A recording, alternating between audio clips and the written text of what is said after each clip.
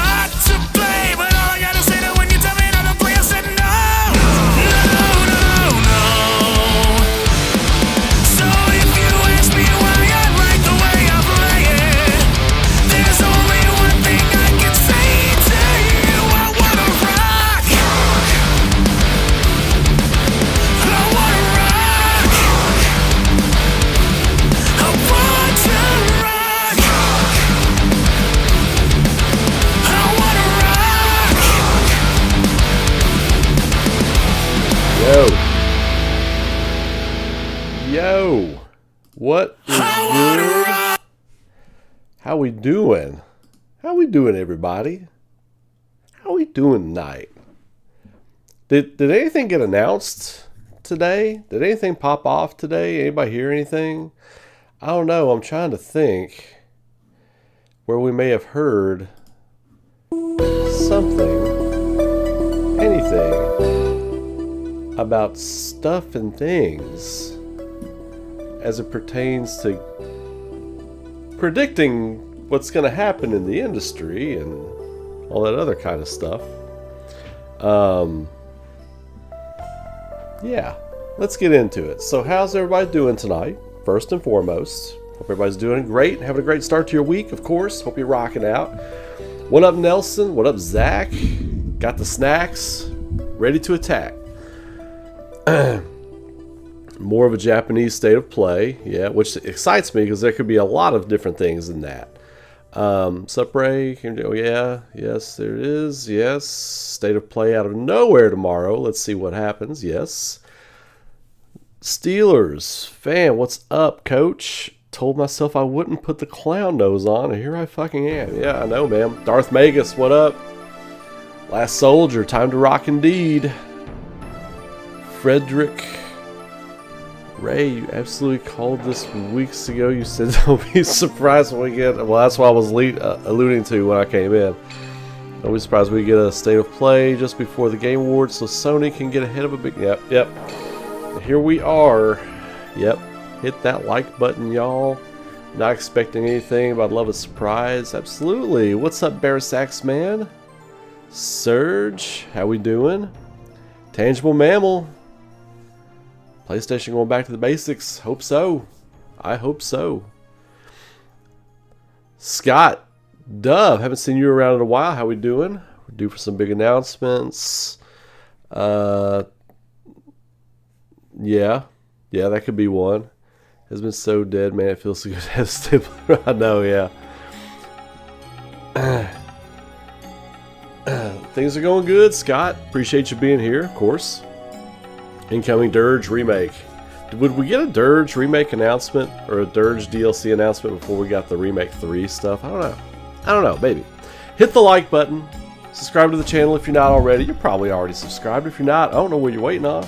You know where to get the goods. You know it's right here. Hit that like button. Let other people know too. Appreciate you all.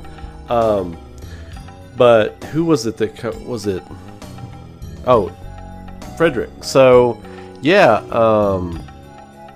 It was. I saw that announcement today, and I was like, "There it is. There it is." We've talked about this. You know, when we talk about it. We talk about this stuff here on the channel. When you can expect things. When you can expect to see things based on marketing and stuff like that. And I'm not even like an insider. I don't have a lot of insider intel. I talked to a couple of people that work here and there, but I'm not connected like the big game hunters, like the big streamers and stuff like that. They're all connected. They're going to behind closed door meetings. They're signing NDAs. I'm just telling you based on my market experience what I see happening and when things will be happening. So, but yeah.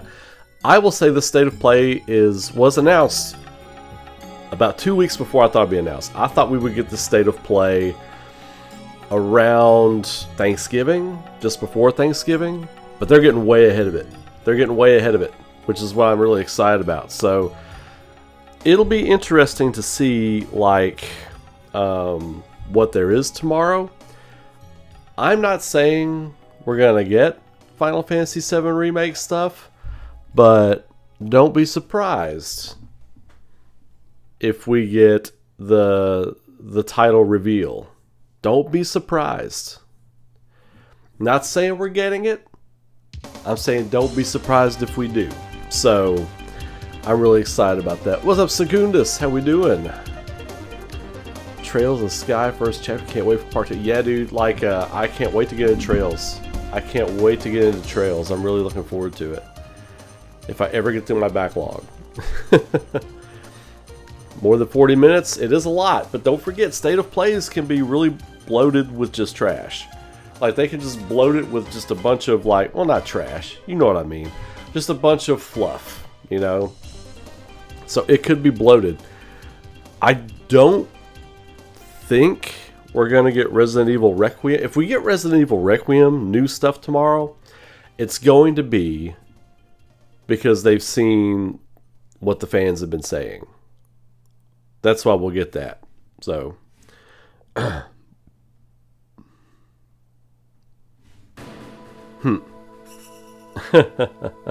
just reading some DMs here real quick. Yeah, so if we get that tomorrow, it'll be because of that.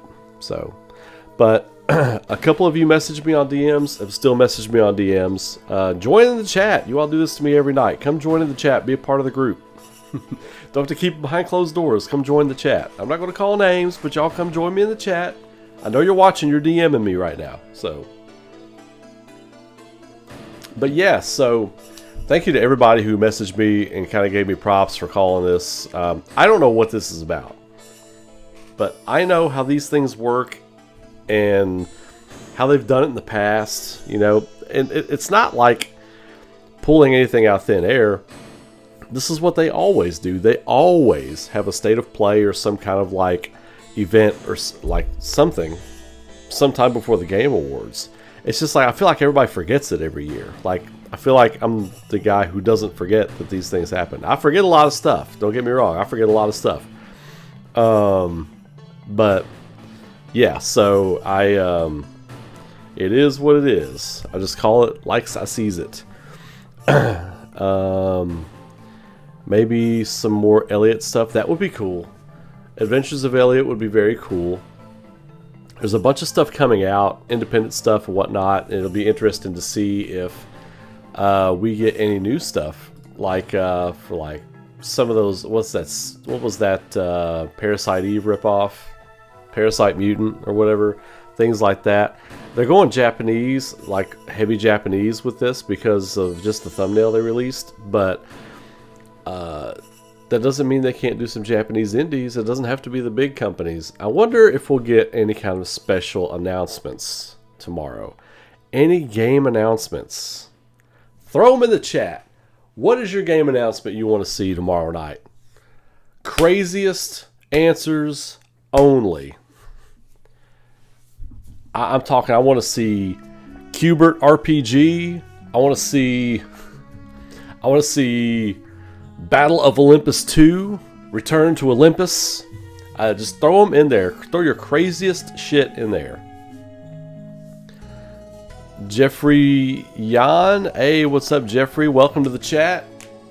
I don't think I've seen you in here before, so welcome. Hey, Ray, you look tired. Everything all right? I always look like this. I always look like this, bro. No, I'm not tired. I've worked hard all day. Worked out, worked hard. Did the whole awesome husband, awesome dad, animation, signing contracts, bringing in new bands to do music for Aurora. You know, just your typical everyday sleeping 5 hours a night and busting ass to bring you all content thing. Doing that thing, but yeah. It does make you a little bit tired at the end of the night. Plus, I'm a Bears fan. Like, these past 4 weeks, let's put some more white in my beard. I gotta dye this beard up again. I gotta get some more dye in this beard. Go back to my natural, fresh, saucy jet black that I used to have. But no, these Bears, these Chicago Bears, these cardiac Bears are giving me more gray hairs, man. I don't know. That might be some of what you're seeing right now. So... well, I'm here for all of it. The stuff we're talking about. Sub to Aurora, all that too. Love everything you have going on. Thank you, Frederick. I appreciate you, brother. And I appreciate you throwing comments and stuff on videos. I see you pop up a lot, man. I do see you pop up a lot. As with Bear Sax Man, Last Soldier, Darth Magus, all the usual suspects on here. I appreciate all you Kaufmanites coming out, showing up for all the stuff I'm putting out. I appreciate you all. Pragmata, yeah, that could be definitely on the list. By the way, Aurora is spelled A-R-A-U-R-A. Yeah, if you got autocorrect in and you haven't spelled it on your phone before, it'll show up like that. My phone used to do it. I type it so much now, it autocorrects to the way I spell it for the story now. See, Dragon Quest 12, yeah. Legend of Dragoon remake, that'd be cool. Vagrant Stories remake. Chrono Trigger remake, don't get me started, man. Don't get me started. Get behind me, Satan. For a new Jak and Daxter. Metal Gear 1 remake, dude. Well, that would be amazing, Jeffrey. But we're fresh, kind of still fresh on the heels of Snake Eater or Metal Gear Solid Delta, whatever they want to call it right now. I don't know if that's going to be a thing right now, but that would be amazing. I want to see Shadow Moses remade. I want to see it remade. New Nier, do it. That would be a great time. Well, they might be working on it. You never know. They might be working on it. Never know what these people have going on behind closed doors. God of War remake. That would be kind of wild. FF7 Part 3, The Wolverine. And Phantasy Star Online remake? That would be interesting. Yeah. New Castlevania game or Mega Man. That was the one I was going to throw out there. A new Castlevania. Dude, a new Castlevania announcement would go friggin' insanely hard. That would go insanely hard. Watch the show Kingdom Hearts 4, LOL. I would actually laugh out loud. Well, I mean, you know, I'm not a big Kingdom Hearts fan. I don't cover Kingdom Hearts here, obviously. I like the first two. I think the rest of it was kind of super, super duper mid, but like, it's got its fan base. It's got its loyal fan base. So, I mean, that would be a win for them. I'm all for us Kaufmanites being different, and I'm all for you getting wins that have nothing to do with me, so I'd be cool with that. I'd be okay with that. Everybody getting their wins. Regardless, we're all getting a win at the Game Awards, regardless of what happens tomorrow. So, always the hope for Legend of Dragoon. However, a wild card I reckon might be a new From Software title. Yeah, doesn't Sony own FromSoft now? Ray Fencer Musashi remake. Yes, that would be masterful. This might be finally the state of play with the Bloodborne remastered or remake. Man, I don't know. Well, you know, here's the wild thing. Like, they remade The Last of Us Part 1. It's been remastered and remade. And I'm like, and Bloodborne's just still sitting out here in the ether. Like, just still better than all those remasters and remakes that they've done in its original form, you know.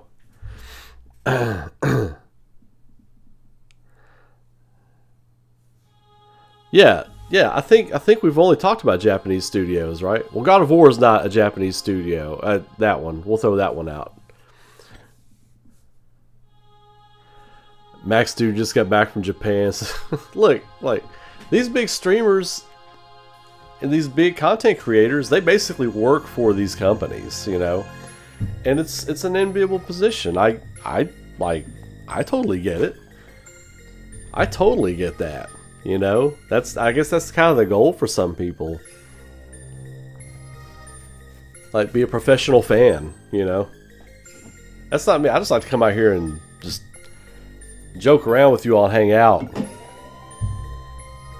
But yeah, like the really big streamers, and it's not just Max, it's a lot of other massively huge streamers, you know.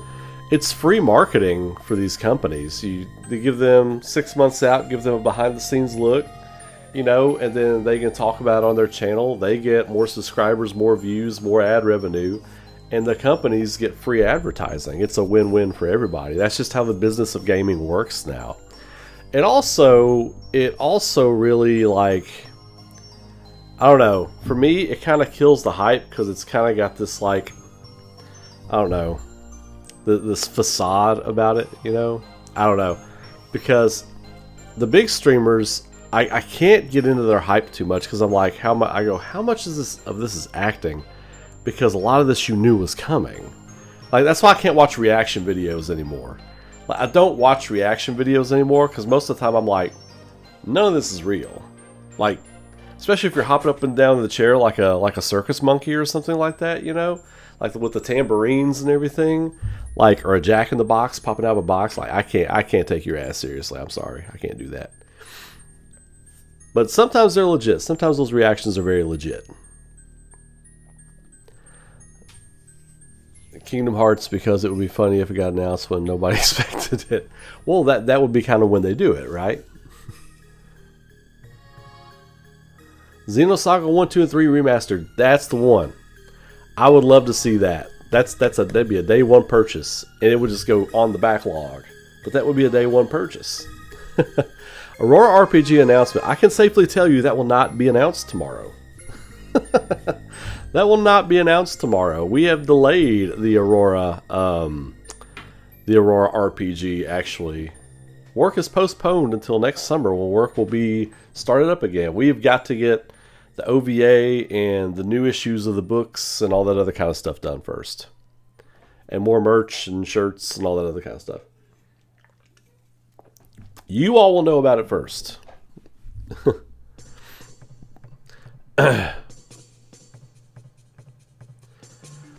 Well, if y'all remember, like, when when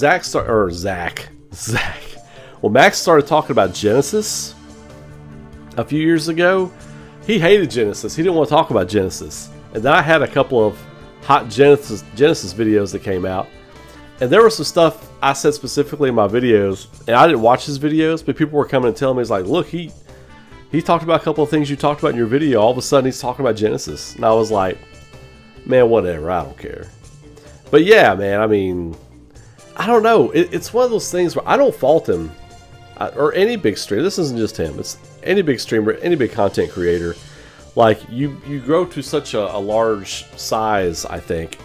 And it's hard to not look like a business. Well, you are a company at that point. You are a business at that point, you know? And it's hard to be taken as genuine when people know you're a business. I think that's part of it.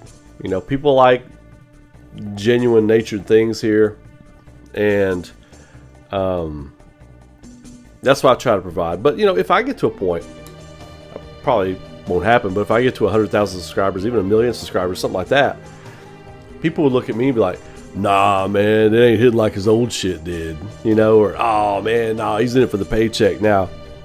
Like, no, I'm just still here doing my thing. Now, I'll have other opportunities at that point. I'll have other companies wanting me to talk about their stuff.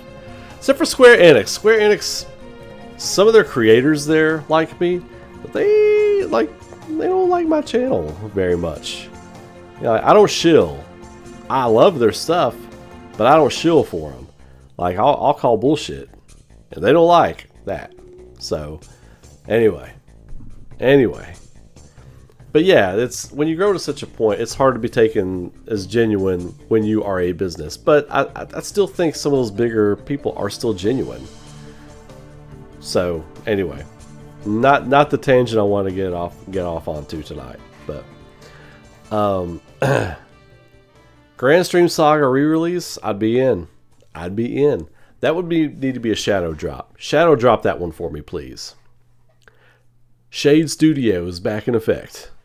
Did you play Silent Hill F? I can't believe it was made by a Taiwanese studio. Yeah, I haven't played it yet. I've got it. I haven't played it yet.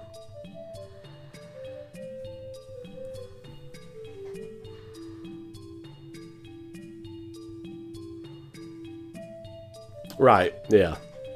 It was probably some kind of fighting game thing or whatever. Maybe not. I mean, Square Enix has had him backstage, showing him things. Him and other big streamers and stuff like that. I think Susie Sphere Hunter, some other people have been in on, maybe not her, but other people have been in on backdoor meetings, you know? So.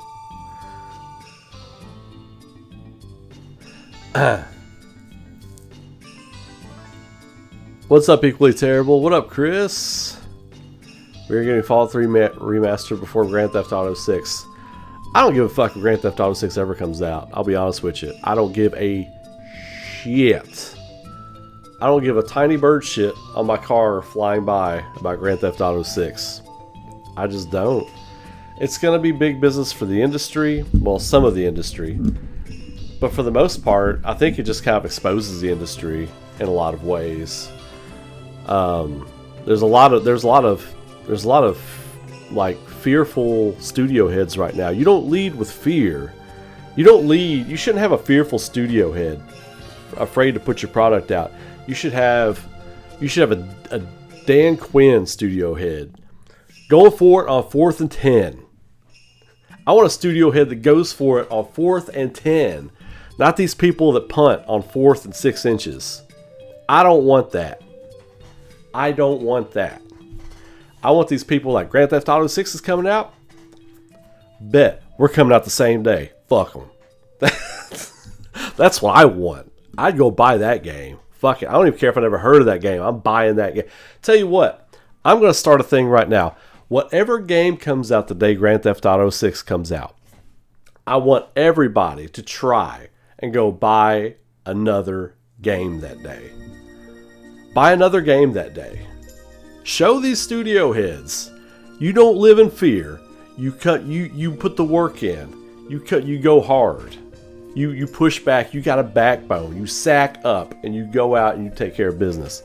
Like, I am going to try to start a trend. Whatever comes out the day Grand Theft Auto 6 comes out, I don't care if it's an indie, I don't care if it's fucking Minesweeper Revisited. I'm going to go out and buy Minesweeper Revisited that day. That day.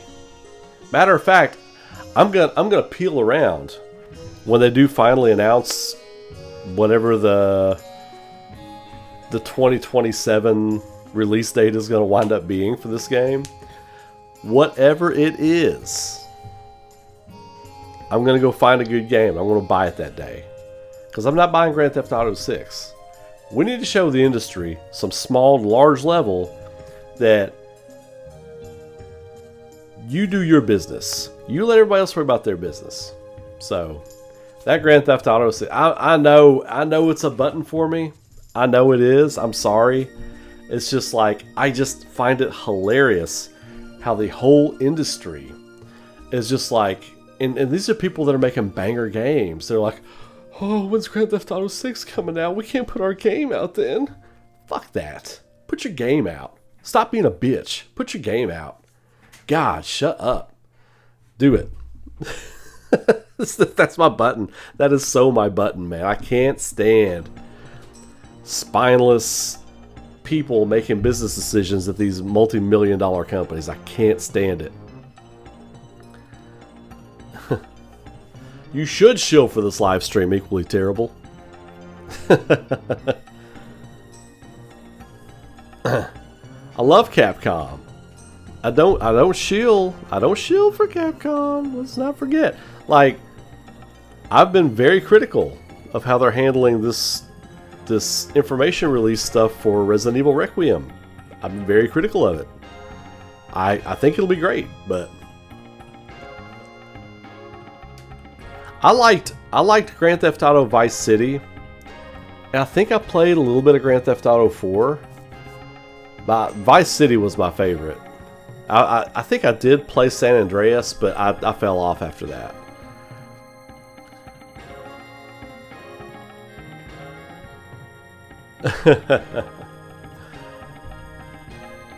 Red Dead Redemption 1 and 2? Yes, dude. Red Dead Redemption is fucking amazing, dude. Fucking amazing.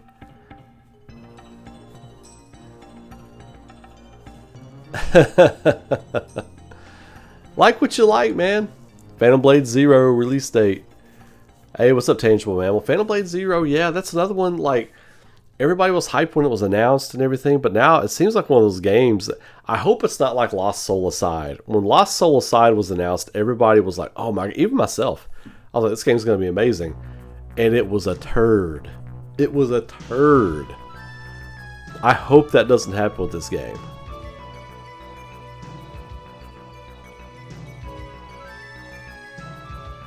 Yeah, everybody go find, like, whatever the release date is for Grand Theft Auto right now. Go find anything else coming out that day. Anything else that's been announced. And wishlist that game. Wishlist all those games so those companies know, hey, I see you, I got you, don't worry. We got you. That's how you can support the health of the industry. I am absolutely streaming the Sony State of Play tomorrow. Absolutely, 100%. That is going down. 100%.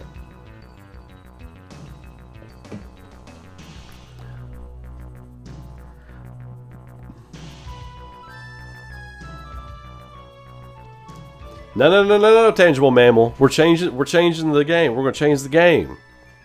We're going to help these companies out.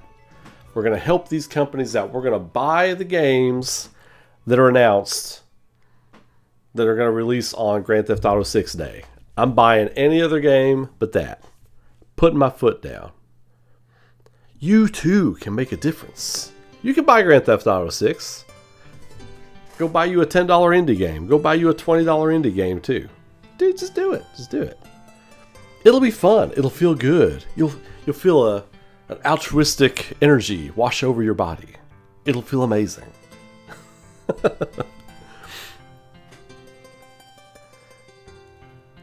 Yes. I don't want company heads that are punting on 4th and 6, 4th and inches. No. 4th and 20. Fuck it. Throw it to the end zone. See what happens. 4th and 20 from your own 10-yard line. First quarter. Just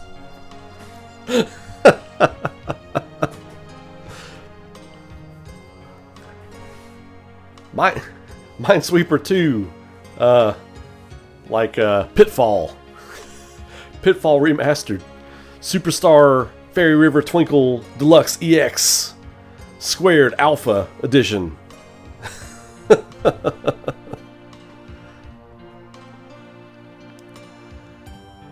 If Final Fantasy VII Rebirth Part 3 gets pushed back because it's close to Grand Theft Auto 6, I will not buy that game on day one. They will lose a ton of respect for me. You are Square fucking Enix.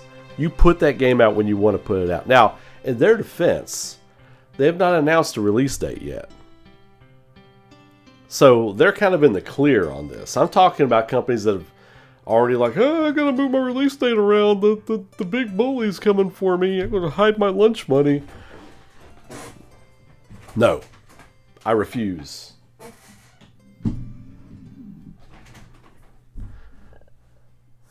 Keep Rockstar humble. Well, that's impossible. That'll be impossible. But we can do our little bit, right? We can do our little bit. Chess 2. I'll be in. Shadowgate. Give me Shadowgate 2. I'll take Shadowgate 2. Let's see, what's another good one? What is another classic banger? Solitaire. I'll pick up Solitaire on Grand Theft Auto 6 Day. Solitaire. I'll buy it on 2 platforms. Fuck it. I'll buy it for my desktop. I'll buy it for my iOS. Solitaire. It's going down. I did get Daboll fired. The Chicago Bears got him fired. I called that. I think I called it with someone in Discord or just somebody I was chatting with. I was like, "Yo, I think the Bears got Brian Daboll fired."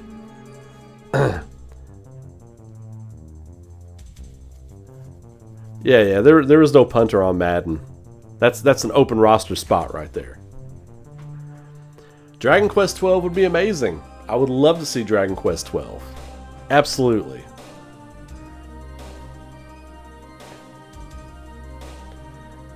It'd be wild if they announced the title of the game, just a teaser.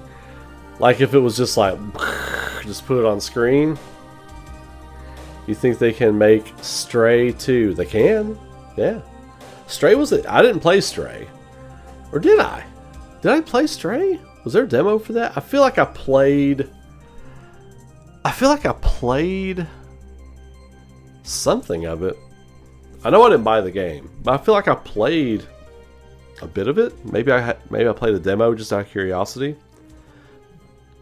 Oh, Zach, I've got a friend. One of my best friends is like a huge Falcons fan. He's like, Raheem Morris sucks.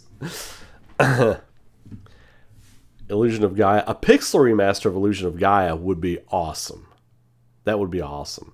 So let's have some deep philosophical discussion about the state of play tomorrow. I'm just kidding. It's not philosophical at all. What are the chances?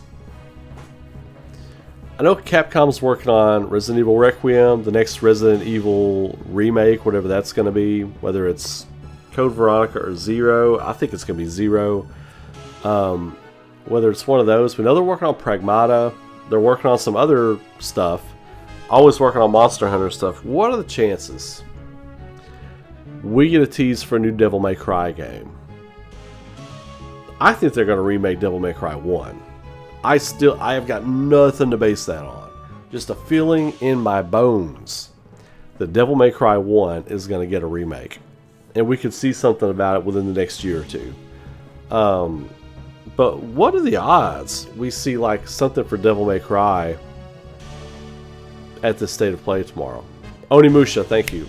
Onimusha is the other one I was trying to think of. Onimusha looks dope, by the way. Dope.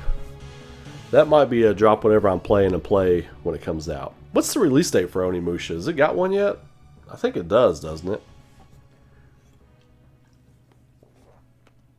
They could be featuring Onimusha tomorrow. That could get a nice little 3 to 5 minute feature tomorrow.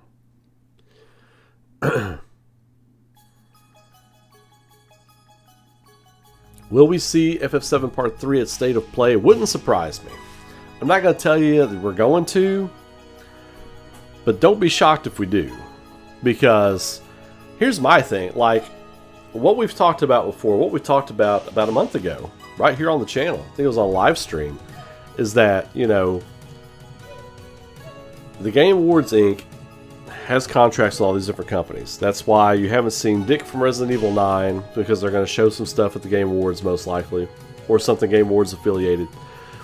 And I'm pretty sure that Square Enix has a deal with them too. So, but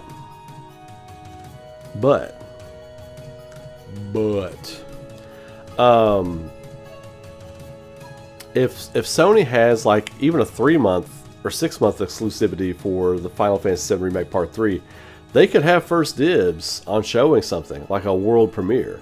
Like, they would have first dibs on that. Whereas Resident Evil 9 Requiem, I don't think Sony has a timed exclusivity on that. So they'd be free to deal with whoever they want to. So it's hard to say. All that stuff's kind of murky. But that's why I say don't be surprised if we see something tomorrow. I am hopeful. That would be very cool. But I think there's a lot of other cool stuff they could show tomorrow that would be amazing. You know, pick whatever game you're looking forward to from Japan, and that could be there, you know.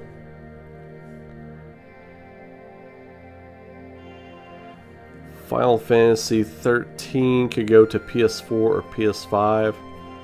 Yeah, it's kind of weird, even though it's like in my lower third of Final Fantasy games. It's kind of weird that, you know, they just, as a company, have decided to just not do anything with it. Like, that's kind of weird, you know. Square is very much like, all of our games are wonderful, you know? Like, that is kind of their marching thing. It's like, it's a very Japanese thing. Everything we've produced is very wonderful, and you will enjoy it greatly. Please be excited for our next title. That being said, they don't do shit with Resident Evil or Final Fantasy 13. Except for put Lightning and stuff. Like they used to put Cloud and things. I think they like Lightning as a character. And I like Lightning as a character a lot. Like, I really think Lightning is a very, very cool character. But man, there's just something about 13 that's hard. Like, when I was playing 13 the first time, I loved it. Until after about 20, I remember it was about 20 hours in, I was like, alright, what else you got? You know, I kept feeling like, what else you got? What else you got? And then the whole end at Orphan's Cradle and all this kind of stuff, I was just like, God, this is off the rails. Like, I'm all for like wild fantasy and stuff like that, but this is off the rails. Like, it was like another writer tagged in for the last 10 hours of story and just started writing their own little fan fiction to tag on to the end of it. I mean, and we got to make this gradient together and make it work.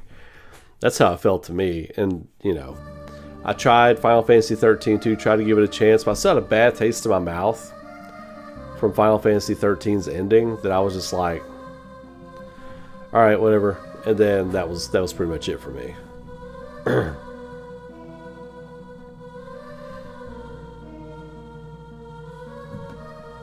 Yeah, it's good to go into these little internet shows with very low expectations. You don't get excited, you don't overbloat them, but, you know, I think just with the timing, I think they are going to have something to show. I'm not saying it's Final Fantasy related, but Sony is heavy in with Square, and I feel like anytime we get one of these focusing on our Japanese studios, we get something from Square. Like, we always get something from Square. So, wasn't the first time they did that, we're going to have a focus on our Japanese studios, the first time they did a State of Play like that, wasn't that when we got the Rebirth, the Final Fantasy VII Rebirth announcement? I think it was, wasn't it? If I'm not mistaken. I'm pretty sure it was at one of those. Now, they've done some since, of course, but I'm pretty sure it was at one of those where they got the announcement, the original announcement for that. So, keeping up with this Eagles-Packers game, too. Yeah, go. Fly, Eagles, fly. Fly, Eagles, fly. Get those Packers. Get them. Get them.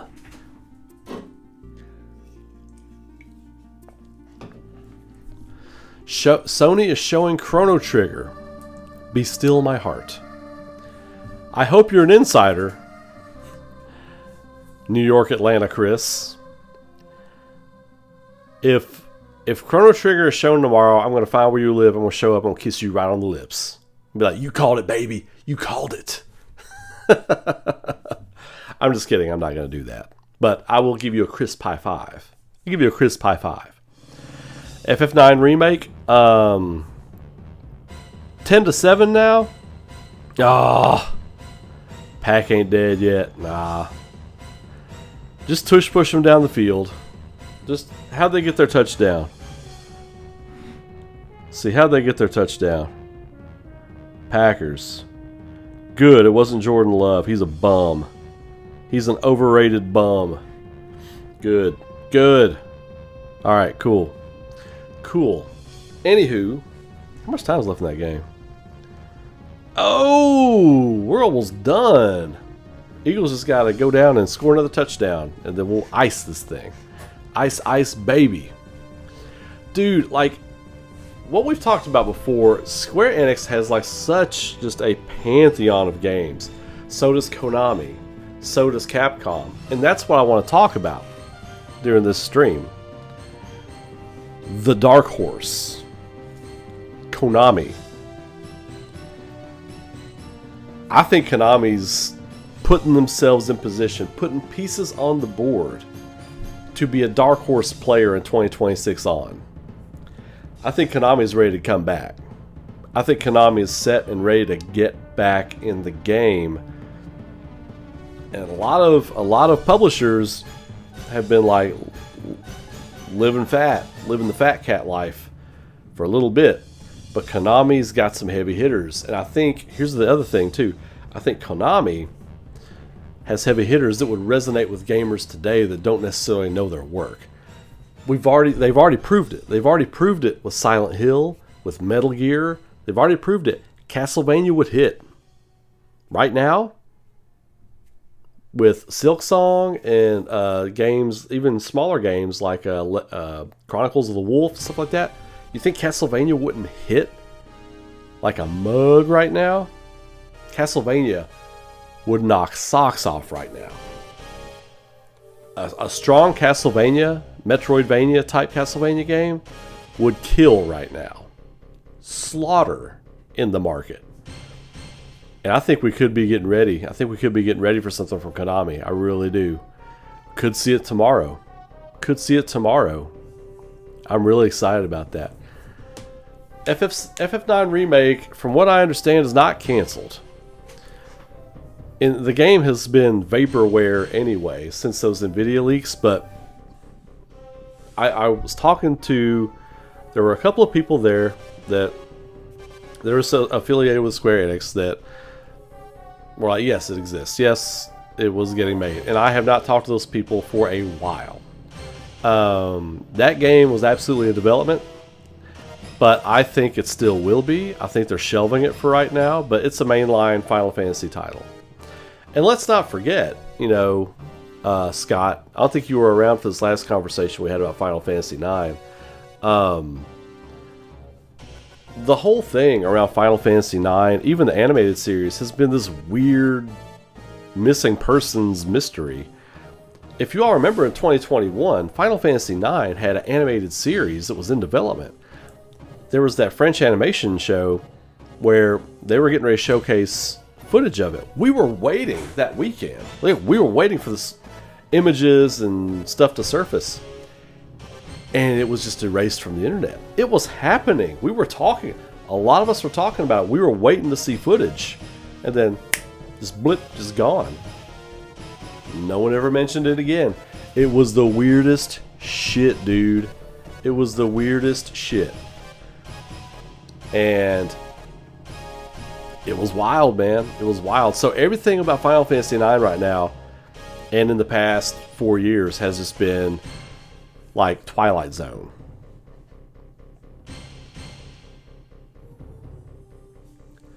If we get 30th anniversary for Chrono Trigger and Dragon Quest XII, Dragon Quest XII is coming soon. It's been so many DQ games that have released and now the 7 12 seems very close. Oh yeah, well 12's coming.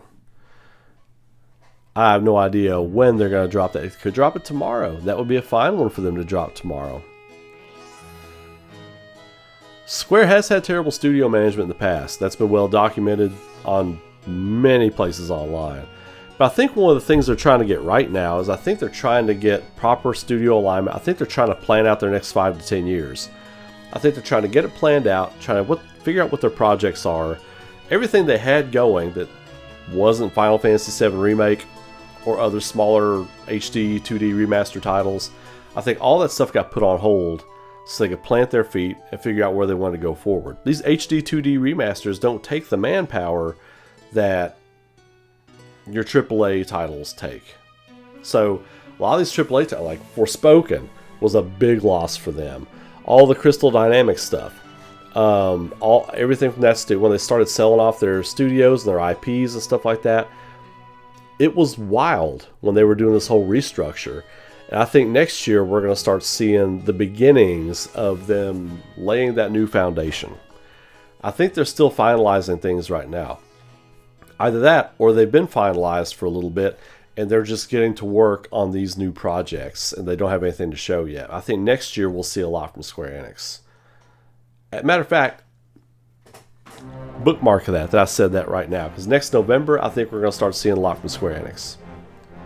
I think that's why Kingdom Hearts 4 has stalled out a little bit, because that's another one, that's another big one for them.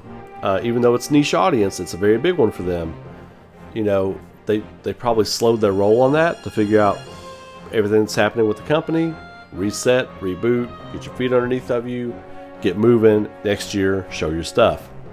I think that's what Square Enix has going on a lot right now. But terrible studio management in the past, absolutely. I think they're trying to correct that now. That's what it looks like to me, anyway. Lightning Returns was a copy of Zelda Majora's Mask. I wouldn't know. I'll be honest, I did not play Lightning Returns. I played a little bit of it. I think a buddy of mine tried to talk to me and was like, "Oh man, you would love the third one. It's so good." I was like, "Okay." I thought that even the cover was weird. It didn't feel like a Final Fantasy game. So yeah, I think I played a few hours of it, and I was like, it's just, I don't know. I don't love this story anymore. Even though there's a couple of characters I really love in that game. I loved Lightning. I liked Snow for a little bit. But other than that, man, everybody's just kind of like just there, you know?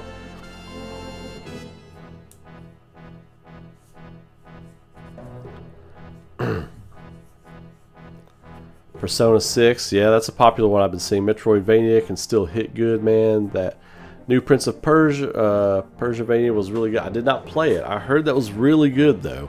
Get John Eric Bentley on the phone. Nah, I don't want to bother him right now. He's a busy man. He's probably recording right now. He's probably doing some kind of recording session. He's been getting a lot of work since Final Fantasy VII Remake. He blew up, so he's been getting a lot of work. Good for John. He deserves it. He's super talented and such a nice guy, too. Such a genuinely just good dude. But no, I don't want to bug him right now. Right, Scott? Yeah, that's the thing. Like, it just vanished, and people just stopped talking about it. It was like they just got disappeared.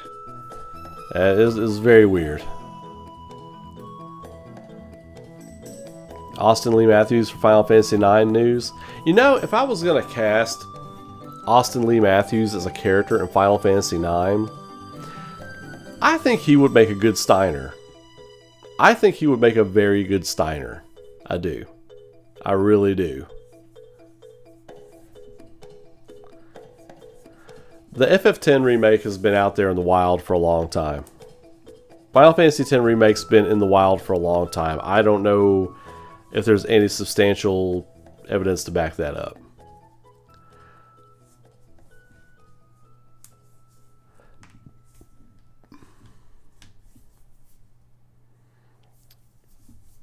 Oh, today was the 10th anniversary of Rise of the Tomb Raider? Yeah. That was a good game. That was a very good game. I liked the Hitman games that Square Enix put out. I did. I thought they were very good. But I don't know. It's just one of those things where it's like, some things just don't click with some fans, and it gets wild, man. HD2D Remaster is selling extremely well. DQ 1 and 2 sold 500,000 physical units in Japan alone week 1. I did not know that. That's a great number. That's a really good number. Final Fantasy 13 is why world hunger still exists. Damn it. They didn't figure that out. Let's go to Orphan's Cradle. Where? I don't know. Let's go. This feels like it's not the end of this story. The strategy guy says I'm at the end. But this doesn't feel like the end. Oh, there's another game. See you in 2 years. Oh my god.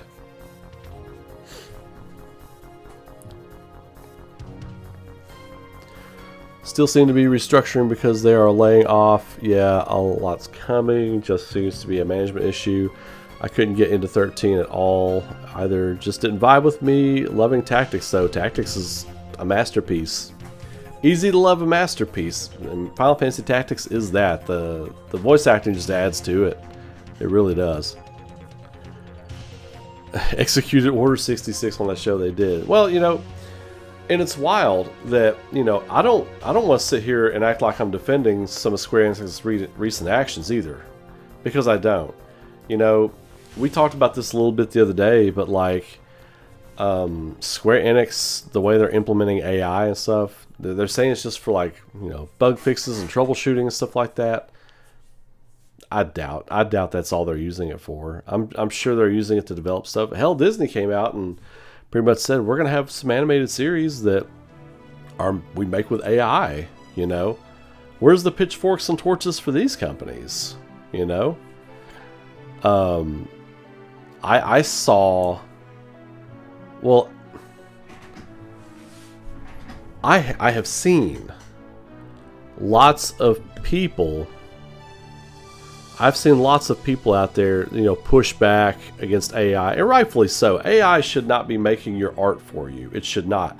It should be helping you do your taxes. It should be helping you with administrative stuff. Maybe train it to answer some emails for you or something like that. But it should not be creating art and music and writing for you. It should not. Like writing stories and stuff like that. It can write me an out-of-office reply for my email. Fine, whatever. But, it should not be doing your job for you. That's where I draw the line. That's where a lot of people do. But, I've seen a lot of artists, rightfully so, get chastised for AI artwork. I don't believe in it. But then if you're going to do that to them, you better go do it to these big companies too. You better go do it to them too. Otherwise you're a hypocrite. Period.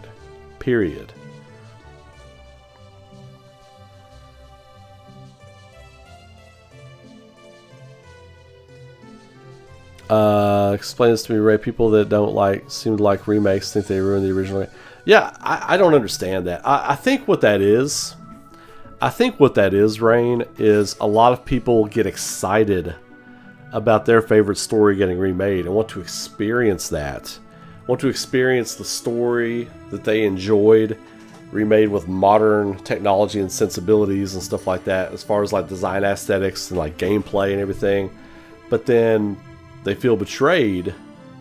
Like, here's the thing with what Square Enix did. I have defended both sides on this. I am fine. Take me on a ride. Do whatever you want. Once I got over the shock of like, wow, a lot's going to be different when you get to the end of Remake. There are subtle little cues and stuff they do in Remake to let you know, oh, some things are different.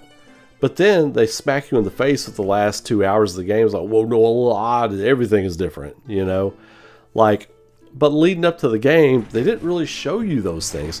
They showed you all of the remakes of the classic shots.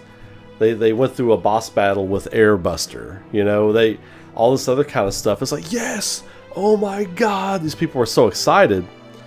Square Enix did not come out and let them know, we're changing a lot of story elements. We're still remaking Final Fantasy VII, but we're changing a lot of these story elements. So a lot of people felt betrayed. I get that. That's okay. You can put labels on it that you want. But those people felt betrayed. by the people that made their favorite story of all time. I'll be honest with you, when I finished the game, I didn't necessarily know how to feel about it. But I think outside the box a lot, and when I say that, I don't mean to like twirl my mustache and do the vampires looking down off the balcony at the people who didn't like the game. Don't be that psycho either. You know what I mean? But like, people are fine to feel how they want to feel.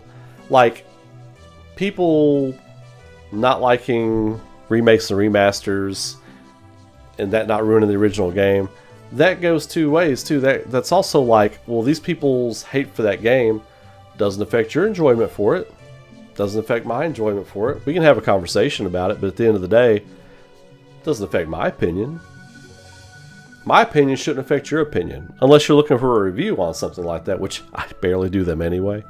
But like, I fully tell you all every night, whatever you think is your favorite thing or you like that, that's fine, that's your thing. Might be my thing, might not be my thing, but that's okay too. We can disagree on that. But the people who didn't like Remake and felt betrayed by Square Enix, that's totally valid.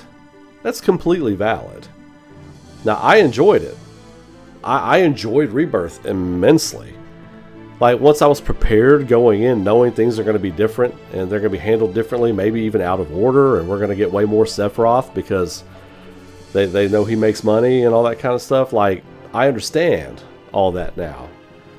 I think a lot of those fans wouldn't have been so hard on it had Square Enix come out and just said like a little somethings like, we're changing some things in the story, but it's still going to be the journey that you remember. It's still going to be like, we're adding stuff, we're fleshing things out, we're adding new ideas we had since the original game, and we're going to fix some things that were broken, we're going to fix some things that felt empty and hollow, and we're going to give you a new experience that you will love that is an homage to the original game and still the original story.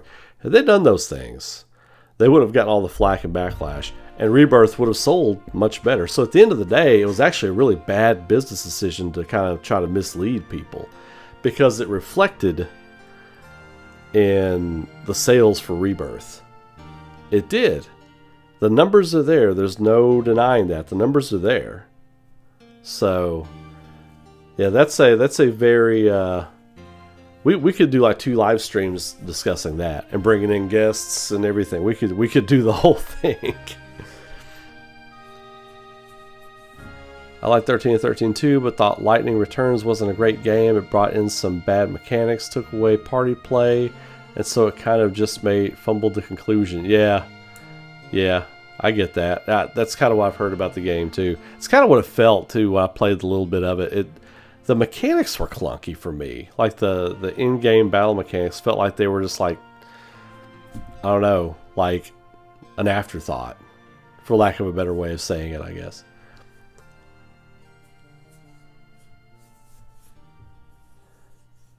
Halo 1, Chrono Trigger, FF7, a remake will somehow ruin the original. I see that a lot, and it makes no sense to me.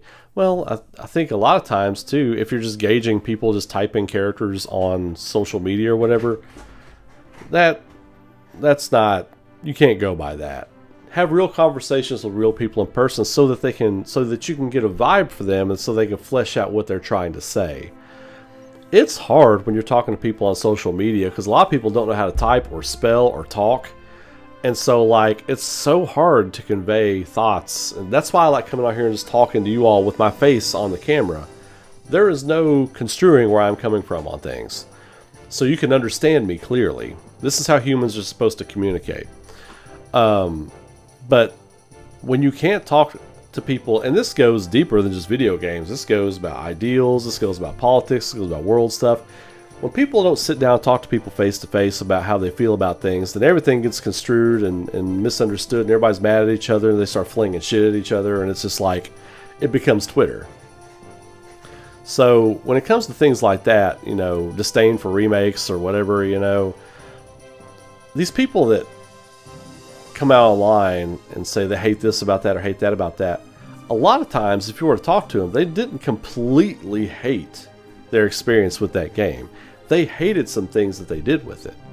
And sometimes hate wouldn't even be the word they would use if they were talking to persons like, I really disliked what they did here. I really wasn't a fan of that. Or it turns the temperature down when you talk to someone face to face and get a real feel for where they're coming from. So that's what I try to do. I do a lot of these conventions and stuff. I think Rain, if I think I know who you are, and you don't have to confirm it, but I think I met you at a convention. I think. And talking to people face to face really makes a difference. And unfortunately, you don't get that when you're online. It's just people angry and yelling and barking and flaming each other and flinging shit and seeing who can be the biggest mean girl in the crowd. And like that's like everybody's like they're in fucking 4th grade or some shit. You know, it's like, no. It's like, even I get shit in the comments sometimes. And I'm like, who talks like this? I don't even respond. I'll leave it. But I'm like, who even fucking talks like this? You know what I mean? Like single-celled organisms out there. But yeah, no, like it doesn't ruin the original. That's what I've told people all the time. Every time I talk about Final Fantasy VII Remake, I just kind of say, you know, look, the original game's still there. I visit it often. It's still the superior way to play Final Fantasy VII. It's still the best version of that game. Like, depending on how they wrap up, I like it. It'll always be the best version to me because you can just sit down and play it. I don't have to wait 5 years for the next part. I can just sit down and play it.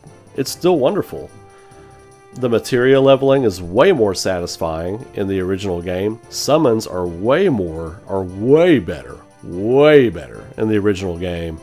Grinding and exploration are better in the original game. It just is. Like, grinding kind of sucks in the remake trilogy. Materia is way too easy to level up. And summons are non-existent. So, for me, for my money, the things I enjoy about Final Fantasy VII are better in the original version. Now, it looks prettier, and the voice acting is great. The voice acting is phenomenal. That's the best thing about the remake trilogy, is how they've brought the characters to life with the performances. That's the best thing. And the battle system is really cool too. There's a lot to love. And I like some of the story beats they're adding. Like, it fleshes things out. It just does. Like, it's very cinematic. The thing I like about the remake trilogy is how cinematic it is. That's why some people were going in on me about the Hojo thing. And I can't believe you wanted a Vincent Valentine one-on-one battle. Everybody in that group was an experiment. They all have beef with Hojo. I'm like, well, yeah, but the story between Vincent and Hojo is way more theatrical, way more cinematic. Yeah, Aerith, Cloud, and Red 13 are victims of Hojo, but Vincent is an Avenger. Like, that's his whole thing. He is an Avenger, and like, you know, that is his mission. That is his role. You know, he was wronged. His love was taken from him. It was Lucrezia's fault too. She had a hand in this. Lucrezia is not without blame. You know, Lucrezia and Hojo's fault that Vincent wound up the way he was. But it's also his fault for not stepping in and be like, no, I don't want her to do this. I love her. Get the fuck out of here. You could say in some ways Lucrezia was waiting for him to do that, and he didn't. So everybody's kind of at fault, but it's more cinematic. It's better cinema, I think, if it were just Vincent showing down one-on-one with Hojo. Now, it'll be a party battle, and if it's a party battle, it should absolutely be Cloud, Red 13, and Vincent. But I think the final showdown, or the final shot, looking them dead in the eyes, it should be Vincent and Hojo. I think that's how that should go down. So, but yeah, man, people just, you know, go at each other and all that stuff online. So, original versus remake, you know, everybody's got an opinion. Whatever your opinion is, that's the main opinion. You know, you can put your voice out there, but trying to convince people on social media and try to debate and argue with them, it's a fool's errand. It is a fool's errand. Naoki Hamaguchi was the programmer for Lightning Returns. Oh, well, you can't win them all. You can't win them all. He's a rock star now, but you know, a lot of rock stars start as guitar techs and roadies. Can I get you another cold beer, sir? Here's your towel. Great set, sir. A lot of people start that way. This is the way it is. A lot of great quarterbacks start as ball boys when they're 12 years old. You got to pay your dues. Hamaguchi had to pay his dues on Lightning Returns. In some ways, you could say he knows what not to do now. That's why Rebirth was so fantastic. The original release of classic games will always exist on that system. Yeah, it's true. Jesse, I agree, man. I understand both sides of the OG versus remake argument too, but we also see a lot of hating for the sake of hating or echo chamber type of Oh yeah, dude, that's called going online. Like, that's called going online, dude. Like, what have I talked about before? Like, when people find... That's why I encourage all of you all to think outside the box, to disagree with me. It's fine to disagree with me, because you know what? I don't have a fragile ego. I can take it. I can take it on the chin all day. I don't care, you know? Like, but a lot of these streamers and content creators that are huge, they can't. They have these really fragile egos, and they have to have, like, these acolytes and these zealots that parrot everything they say, and it becomes like this whirlwind echo chamber. And it's just insane. That's why sometimes when people are like, what do you think so-and-so said? I'm like, he or she has their opinion. I don't give a shit, you know? And these people actually message me, and they're like, hey, man, I really appreciate you saying that. And I'm like, and I'll be like, hey, you need to stop riling your people up.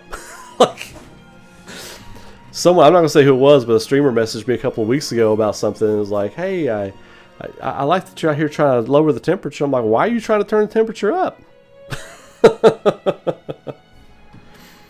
Let's see. Green Bay got beat 10-7. Jordan Love is a bum. It's official.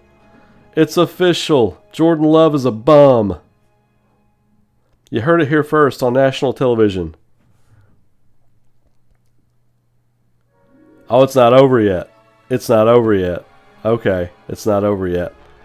Wow. Okay, let me see this box score real quick. 19 of 32, 158 yards. No touchdowns, no picks. Sacked 3 times. Jordan Love is on bum watch. He is on bum watch. All right. Let's go. Let's go. Oh, you never been to a convention? Okay. Okay. I thought you were someone who has kind of a similar handle name to someone I've talked to on Instagram. So, sorry about that, Rain. I got you confused with somebody else there. I didn't mean to do that. Nelson McCullough, they can whine about it.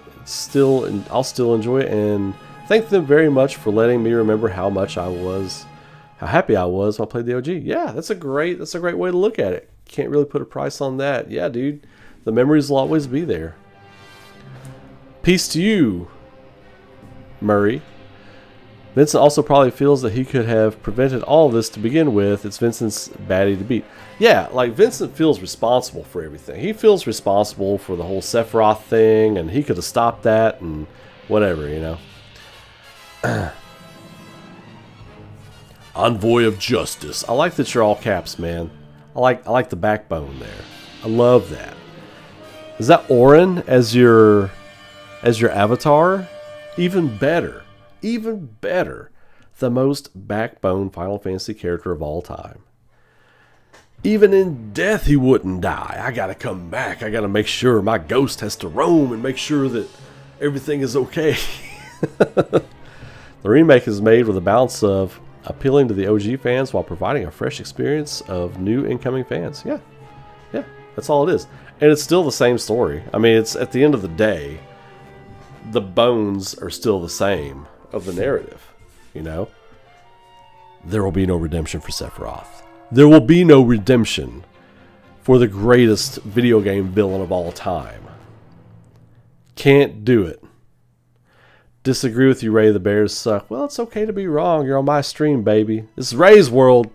Bears are 6-3 here. Packers are 5-4. What's the Falcons' record again? Let me see. What's Atlanta's record again?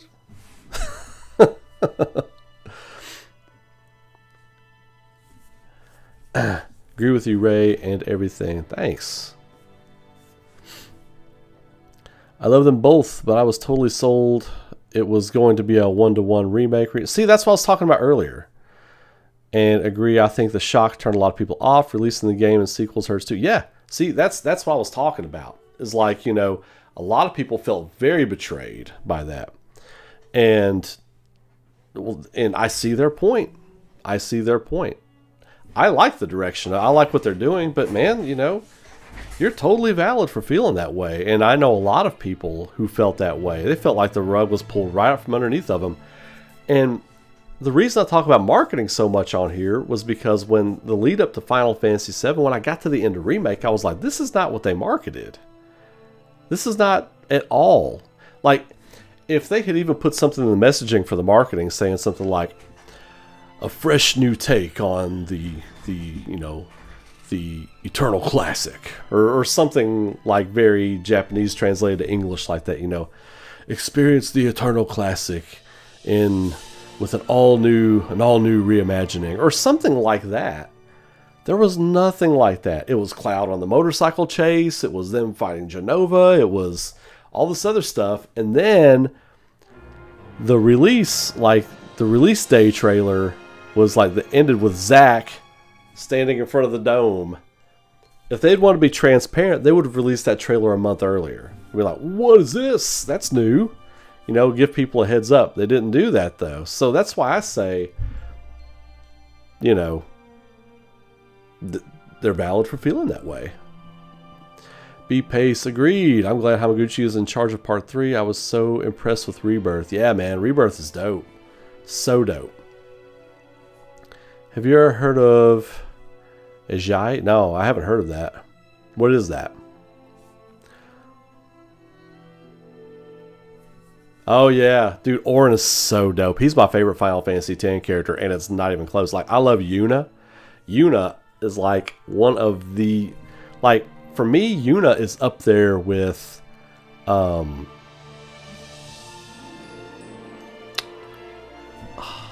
Terra. I don't know why I was spaced Terra Branford. I don't know why I spaced on her name. She, like, those two are in my top 5 Final Fantasy characters of all time. But Auron, dude, Auron is like the dude. He might be my favorite Final Fantasy character ever. I love a great old bastard tale.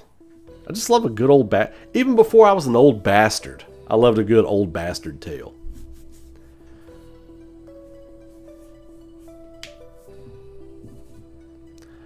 There better not be a redemption for him, LOL, outside of Kefka. He is the worst. Kefka's terrible.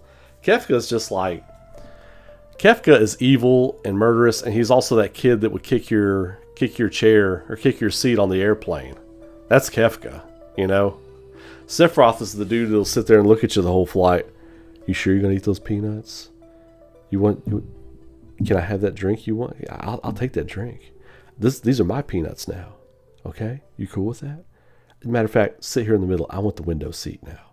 And then he gets the window seat, and he just turns and stares at you the whole time. I got the window seat now. What are we going to do about it? And then Kefka's the guy in the seat behind you, just kicking your seat the whole time. They're both murderous bastards. You're just surrounded by these people. That's my metaphor for them, if you had to use an airplane metaphor.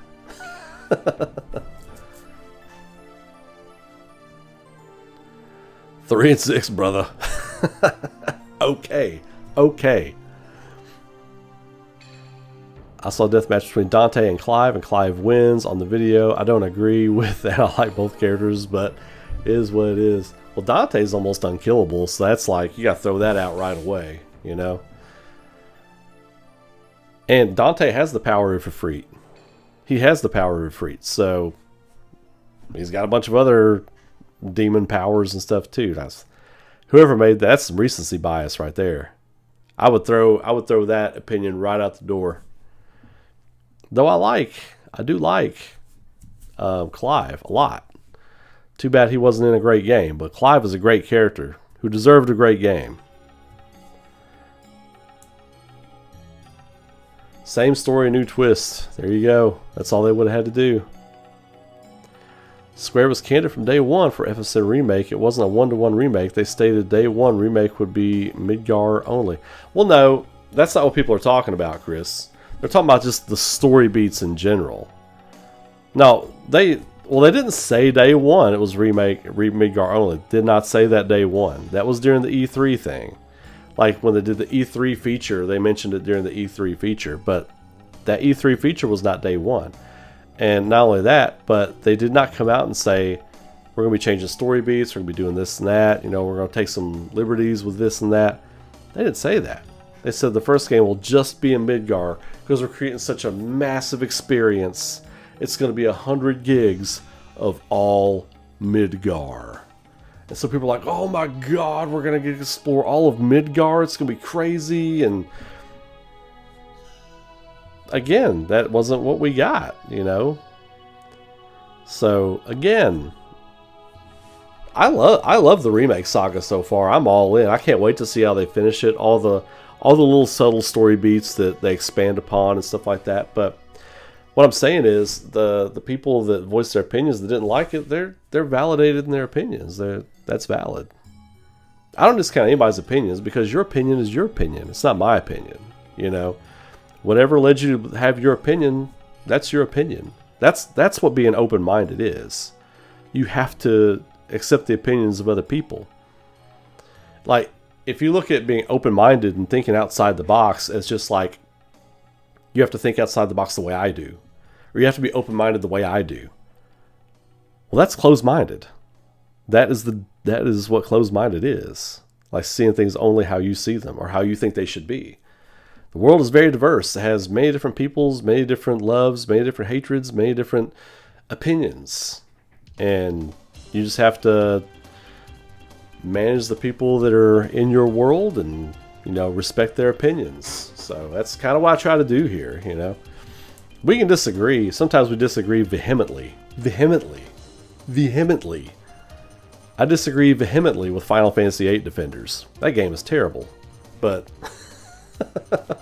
I'm just trying to rile y'all up. It's not terrible. It's not my favorite, but it's not terrible. But you see what I'm saying.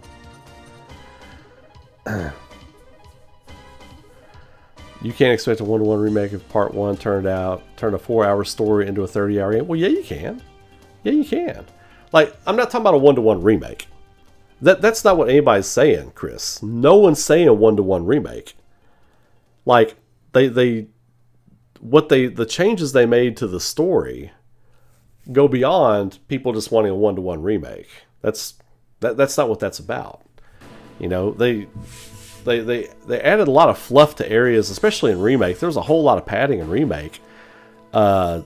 People thought they were going to get to explore all of Midgar. There were going to be new story beats, new characters with new things you can do to add to the story, which is exactly what they're doing. But it just looks like that's not what they're doing. Like with this whole pocket dimensions or alternate worlds, whatever you want to call that stuff, it's just more story padding to make it so they can sell you 3 games. That's what this is. I'm enjoying my ride. But it's also they can sell you 3 games for Final Fantasy VII.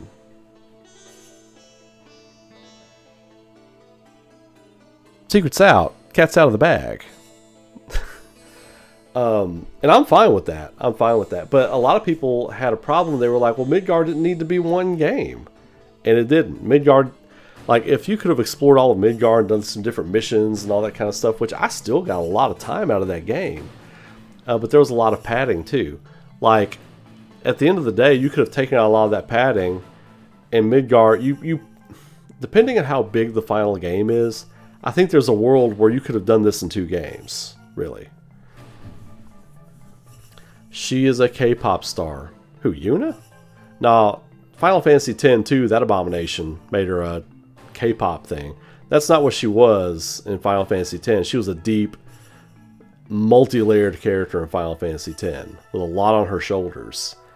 And Final Fantasy X too, just I try to strike that from my memory banks. Put the magnet on my hard drive and try to remember that little bit.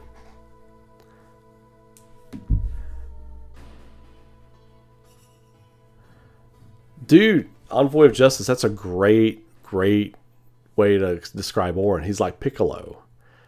I still hear the Bruce Faulkner score in my head, the boom boom for Piccolo's music. Doo, doo, boom boom, doo. Dude, Piccolo, man. You reached out and you touched a man's heart. You reached out and you touched a man's heart right there.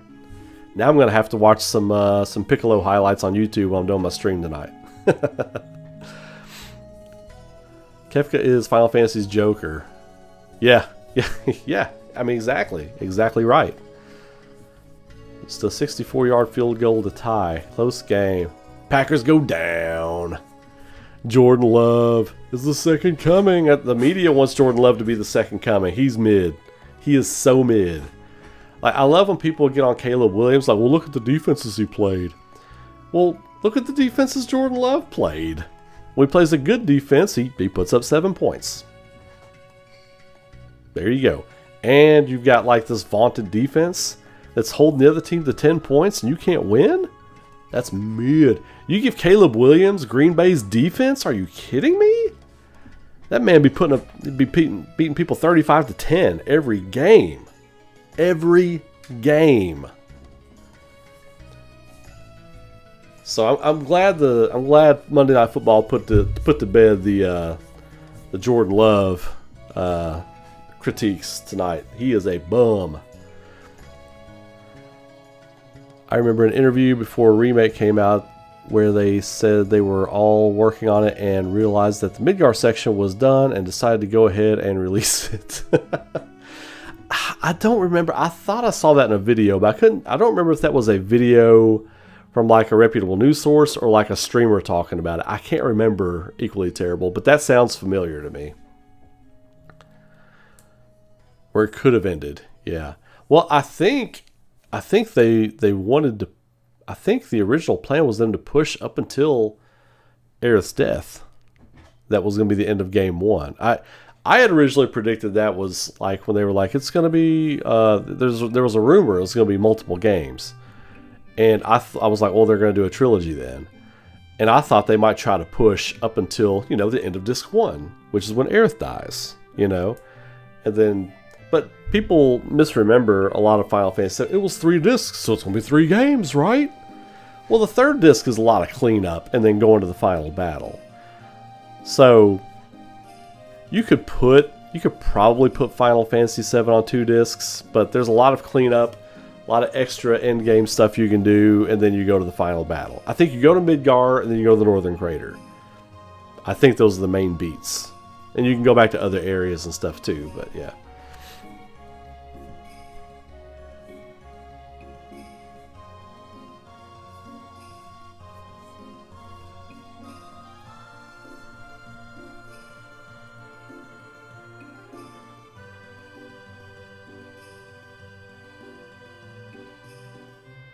Yeah, exactly, Scott. I mean, I think a lot of people felt that way. And like I said, that's justified. But I will still say, Final Fantasy VII Remake, for its flaws, I get why it didn't win GOTY. I still thought it was the best game I played in 2020. Rebirth was the game of the year in 2024. Like, Final Fantasy VII Rebirth was the GOTY in 2024. No question. Like no question.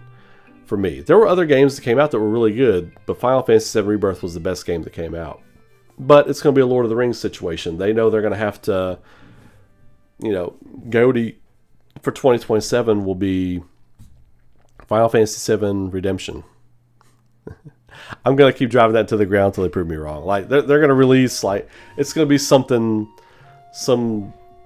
dumb title that isn't a word that should be by itself or something like that or make any sense. It's going to be the title. I'm like, yeah, I was wrong. I figured I would be. But until then,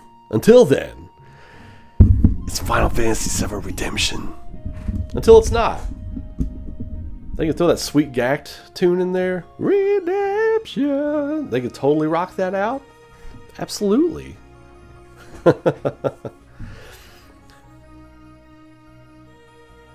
FF8 was good, just didn't care for the junction system. Yeah, same. The junction system is what really killed it for me. And I didn't like the characters. For me, the characters were just so flat. Except for Zell and...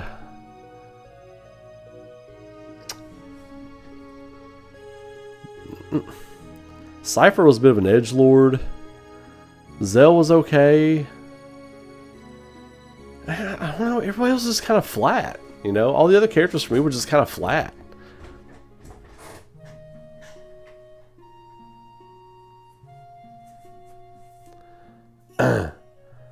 Man, am I glad I'm not one of those people who is a purist. I also am easily entertained. FF7 Remake actually got me into FF in general. Nothing wrong with that, man. You know, sometimes you just want like a good story to help you with a little bit of escapism, you know? And I think Final Fantasy's got tons of that. They got that in spades. I think that's a great place to start, Final Fantasy VII, then kind of go down the rabbit hole from there. There's something for everybody there, and every game has something good for everybody. I love Final Fantasy VIII's card game. Can't remember what it's called. Was it called Tetra Master? Was it called Triple Triad? I don't remember. People call me on that all the time in the comments, but you know what? It was fun as hell. I love playing it. It could be called Double Bills Deuce Wild Card Extravaganza. I don't know. I know it was fun. I know Queen's Blood is fun as hell. It's like my favorite mini game ever in a Final Fantasy game, besides the submarine game in Final Fantasy VII.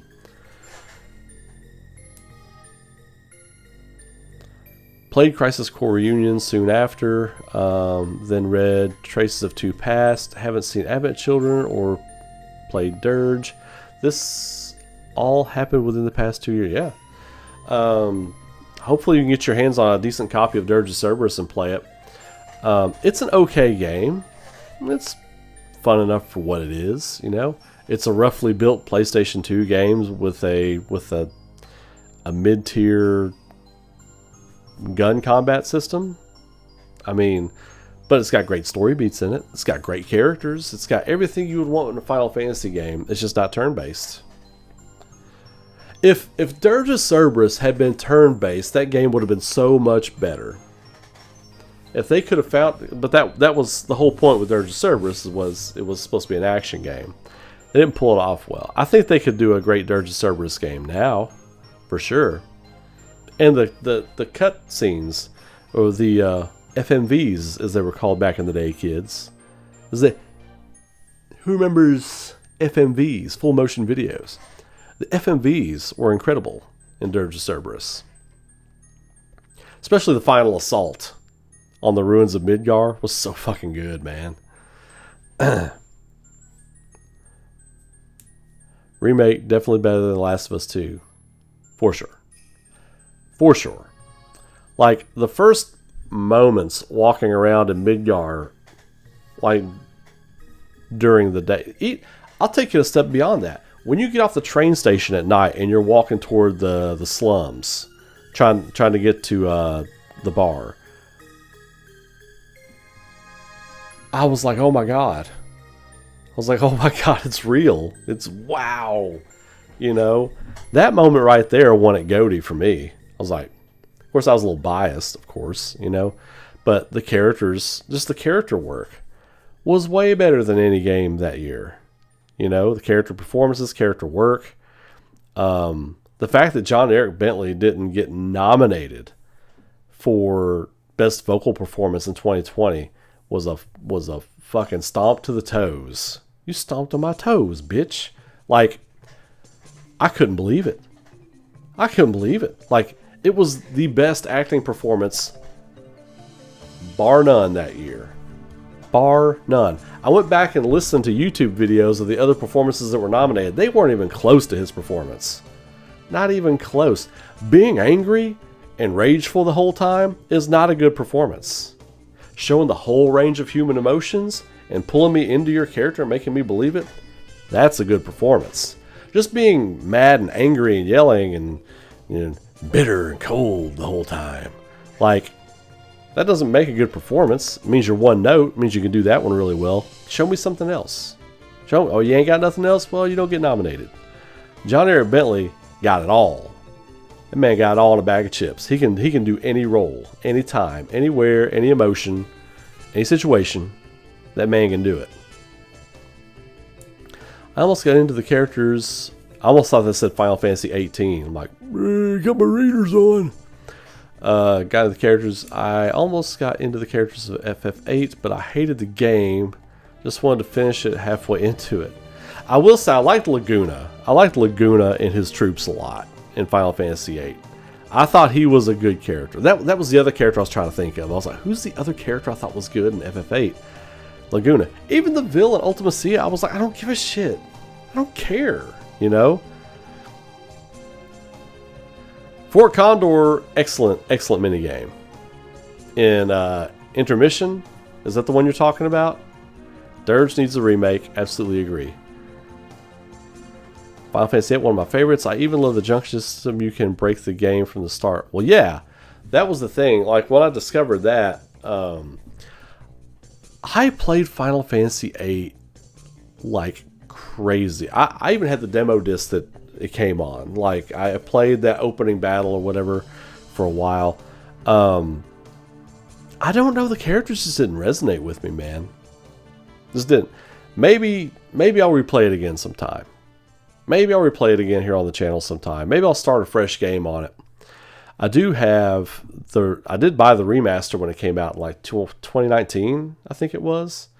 I started to play through it, but we had just bought our house and we were having to do a lot of renovations, so I was kind of falling asleep half at night. I was playing that and I was playing Bloodstained at the same time. And I finished Bloodstained. I didn't really get back to Final Fantasy VIII, but maybe I'll get back to it. Maybe I'll start a new game on it.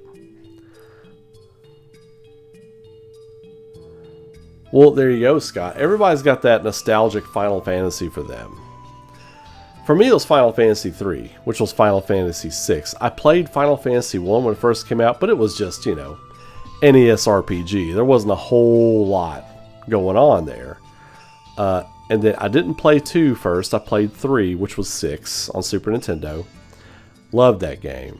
And then after 3, I discovered, I want to say I discovered Chrono Trigger right around that time. Or was it Chrono Trigger first? I can't remember. Anyway, we had a little place in Harrodsburg, Kentucky called Movie Warehouse. And I went and rented those games every weekend. It was Final Fantasy 3, it was Chrono Trigger, it was UN Squadron. I rented those 3 games every weekend for Super Nintendo and played the shit out of them.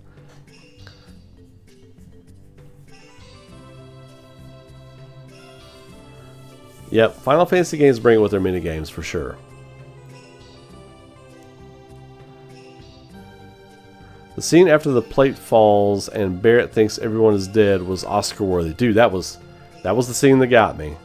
That was the scene where I was like, man, this dude can act. Like, I didn't know John then, but that was where I was like, and I was just kind of putting together like the cast for Aurora at the time, and I was like, who is this dude? I gotta find who this dude is. You know, like, it was that scene. It was that scene. And then when they were going to bomb the second reactor, and he was doing all the, like, what he's gonna say for the camera and everything, and he's going all in, putting his glasses, I was like, man, this guy is smooth. This guy knows this character. He has given a whole new layer to this character. He brought this character to life in a way I didn't think they would. That performance was incredible.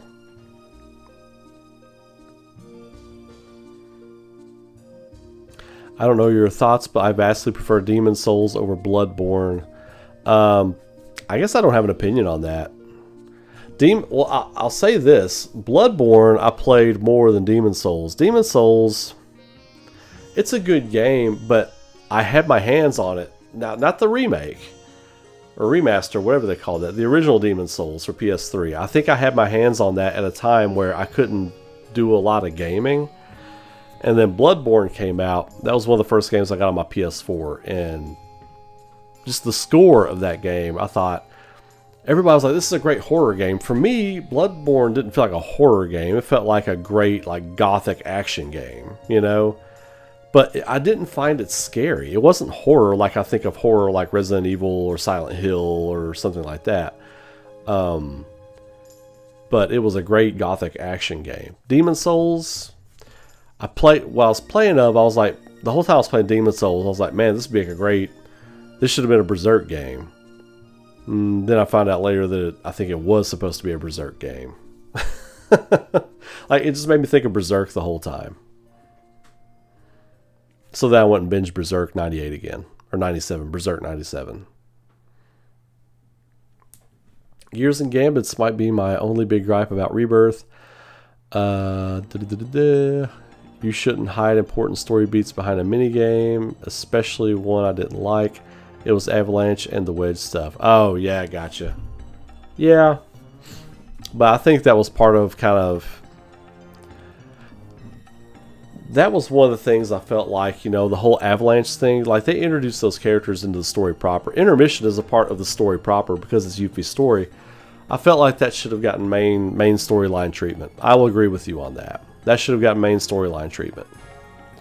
We need a UN Squadron remaster or sequel. That game was awesome. Yes, it was. Yes, it was. I've still got the emulator on my computer. We might stream UN Squadron one night. I just hope they release a title for Final Fantasy VII Part 3. Seth, what's up, Seth? I think they will. I think they will. I would love to see it tomorrow. I think tomorrow would be a great time to drop that. But again, always go into these things with caution. But we did call it. We did say for Game Awards, don't be surprised when they announce that surprise state of play 1 or 2 days out. And they like to do these things so quick because they don't want things to leak. So what do you think FF7 Part 3 will be called? Ultima Weapon. I've been saying, like, since I finished Rebirth, I think it should be called Redemption. Because the whole third act of Final Fantasy VII, it's about redemption for every character in that game. Now, they'll go with something else, of course, but like, Redemption's my call. So, it ties in with Cloud. Cloud's redemption is the most important point, not only of Final Fantasy VII story, but it's one of the most important and poignant moments in a video game ever. Like, ever. And the whole game, what's going on with Cloud, is going to revolve around his redemption. Sid Valentine. Do the fusion dance. Sid Valentine. Gunner Dragoon. Vincent Valentine's redemption. Sid Highwind's redemption. Barrett Wallace's redemption. Yuffie Kisaragi's redemption. Red 13's redemption. Who did I slip on? I said Tifa, right? Every character has a redemption arc, in this game. You could even say Rufus Shinra to a degree, because here's the thing that I don't see anybody talk about ever when it comes to Rufus Shinra. I love this character so much. And you know what? We're going to wait. I'm going to do a whole Rufus deep dive here live on the stream. But first, I'm going to get me a snack and another drink, because your boy's got to load up. I was going to save this for a piece of content for tomorrow, but I'm going to go ahead and give it to you tonight live on the stream. So anyway, let me grab a snack and a bite to eat, and I'll be right back.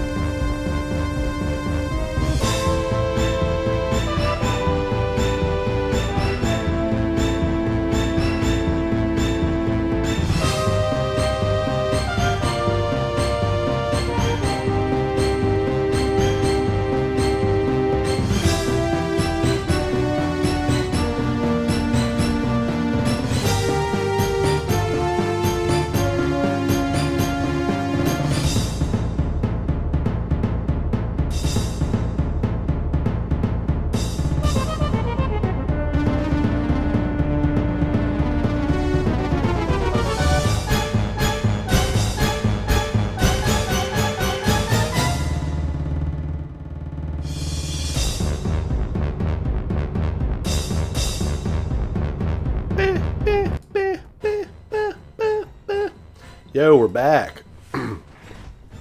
How are we doing?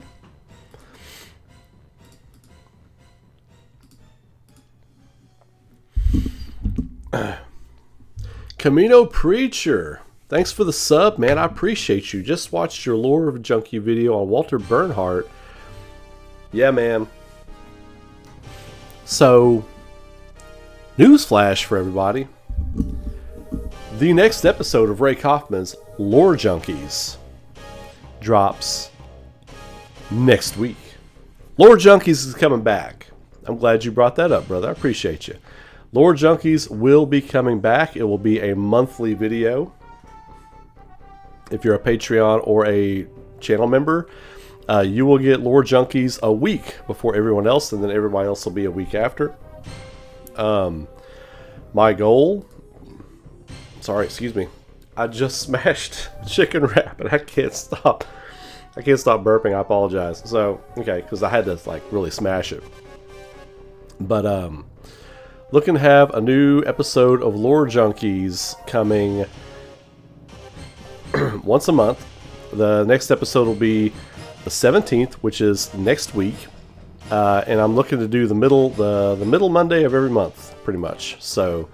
Lore Junkies will be happening. We got a couple of other special type shows I'll be doing. So, yeah. Moonwolf 1016, how you doing? Welcome to the stream. My favorite typo negative song, Wolf Moon. Hey, Wolf Moon, cast your spell on me. Oh, yeah. Rest in peace, Pete Steele. October Rust, shout out. But yeah, Lore Junkies will be coming back. Next week. Actually, perfect timing for you to bring that up. I was going to shadow drop that on everybody next week, but here we are. I expect part 3 to go all out, man. They have to, yeah, part 3 will go incredibly hard. Incredibly hard. Let's see here. Drop that volume just a hair. So,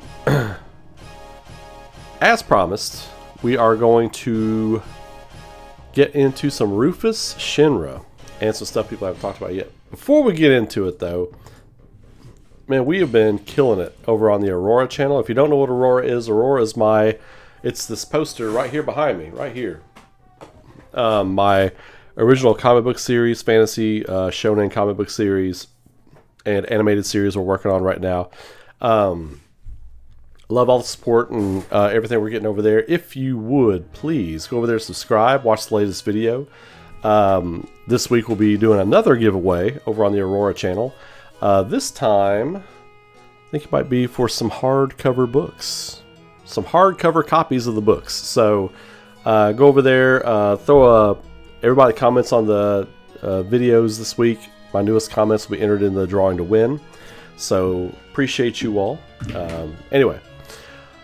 Let's get right into it. So, Rufus Shinra is probably, for me, one of the most interesting characters moving forward in Final Fantasy VII Remake Part 3. Not only because of how things ended in Rebirth, but just the nature of the character himself. We have a lot of lore to draw on, a lot of suspicions that have kind of slightly written into the war to draw on, like he's playing a key role in the war with Wutai and Shinra, and a lot of people have been wondering why the war with Wutai is still going on.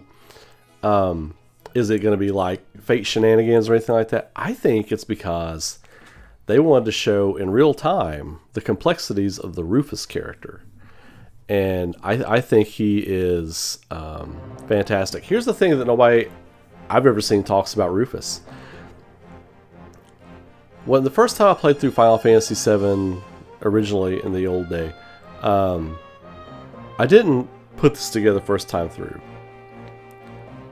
But after Advent Children and playing through it again a couple more times, I was like, wait a minute. When does Rufus Shinra show up in Final Fantasy VII? Like, when does he show up? When his dad drops the plate on Midgar. After the plate is dropped, Rufus stops what he's doing wherever he's at and comes immediately to Midgar.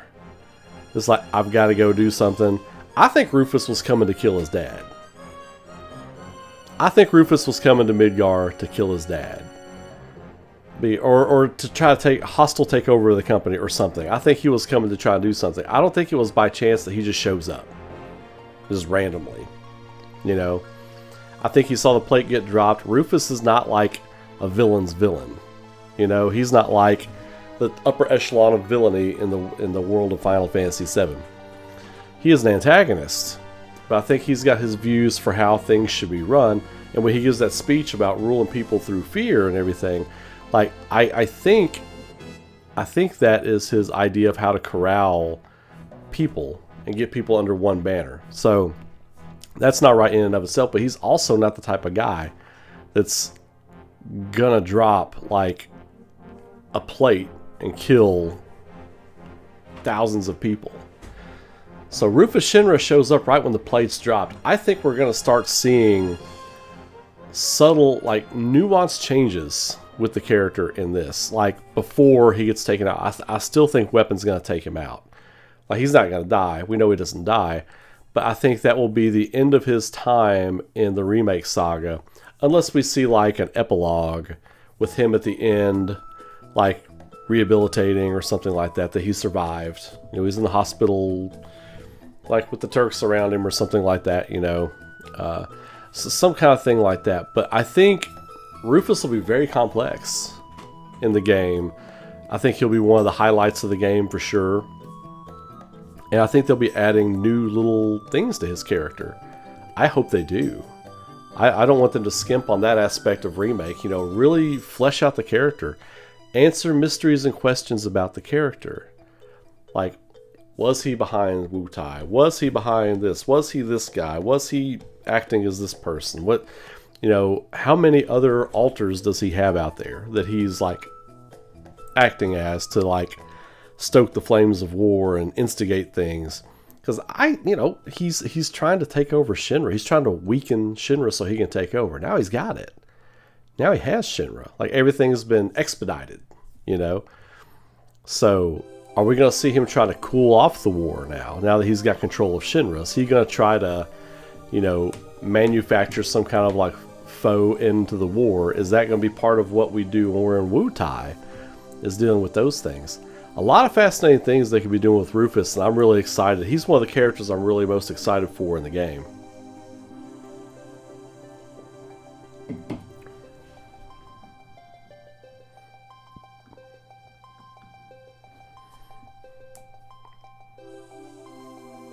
Yeah, he's a very interesting dude, and I think that, you know, the way they play with the morality of characters, especially in Final Fantasy VII, other Final Fantasies do it, and some of them do it better, but, you know, I just love the cast of characters so much in Final Fantasy VII, and when they play with who they are as a character and kind of do little things to tweak their morality and put them in morally compromising situations, I think those are the most fascinating characters in any kind of medium, real life or fiction.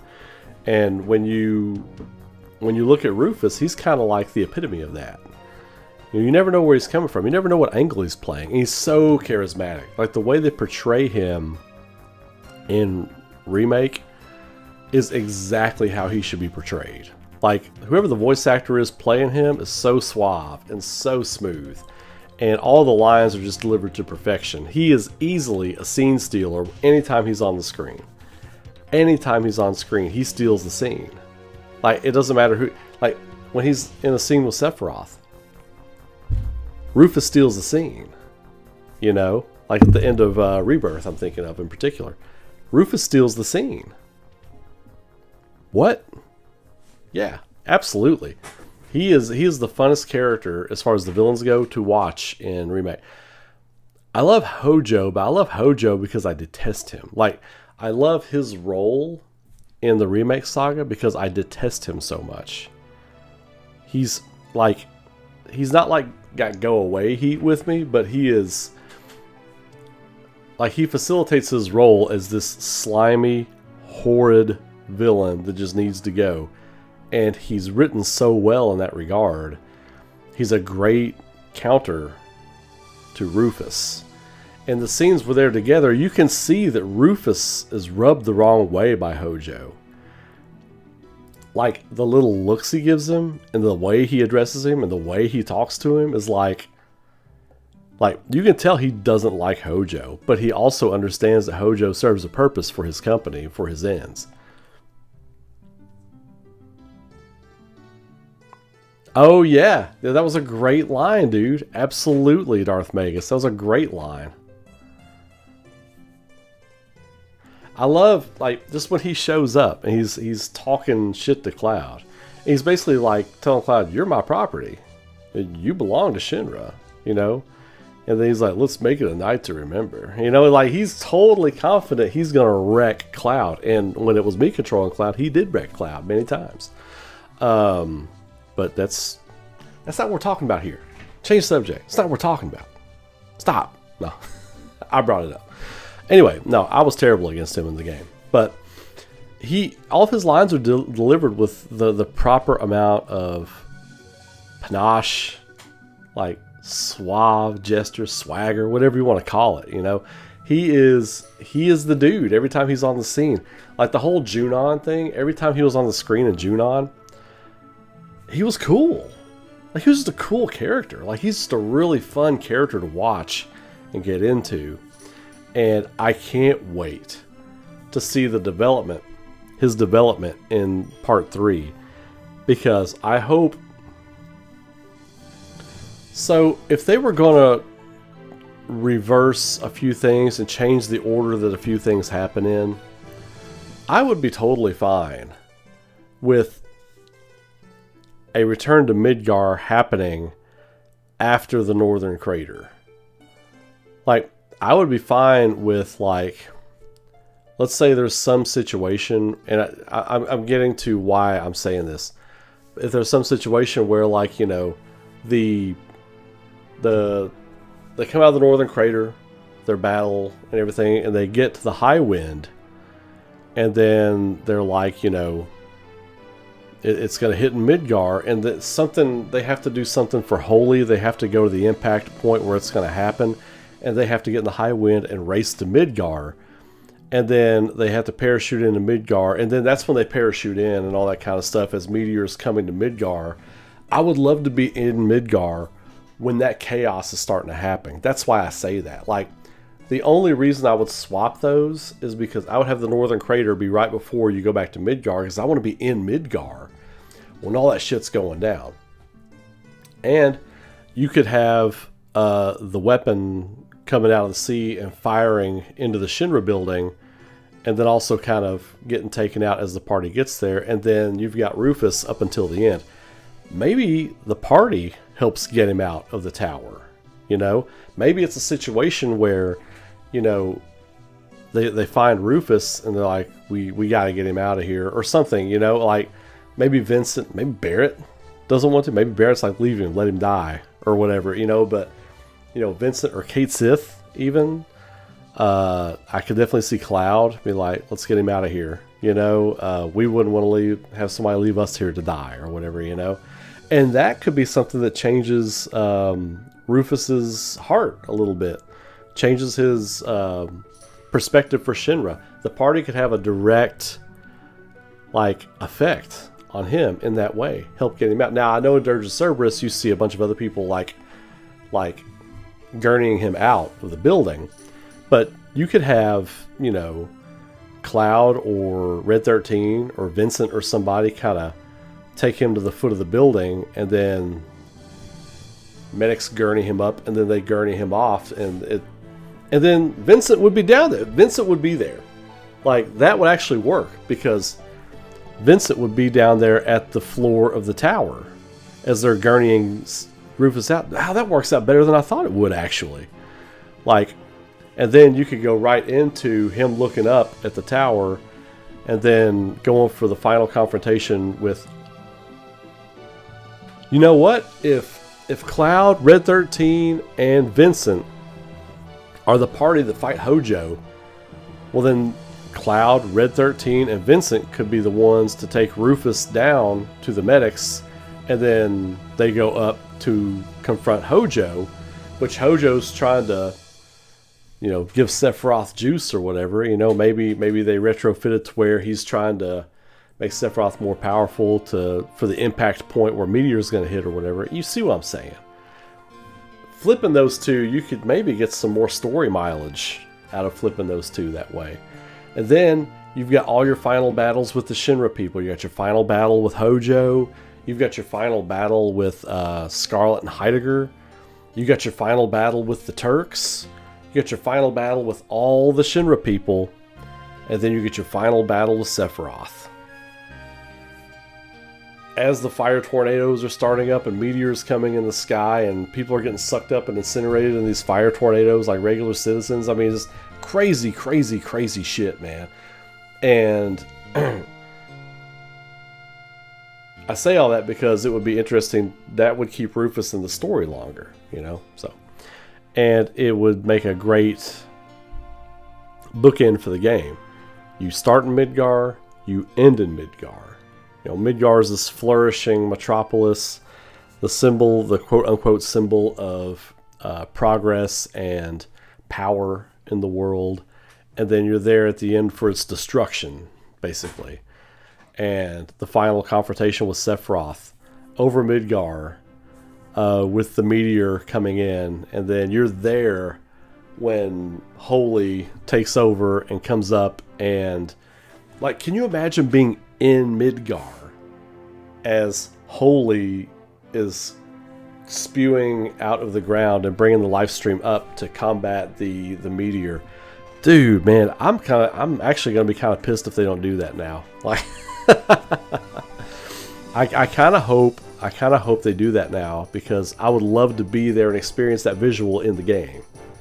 That would be breathtaking, just to see all that happening. Wow, man, that would be awesome. I don't know. What do you all think about that?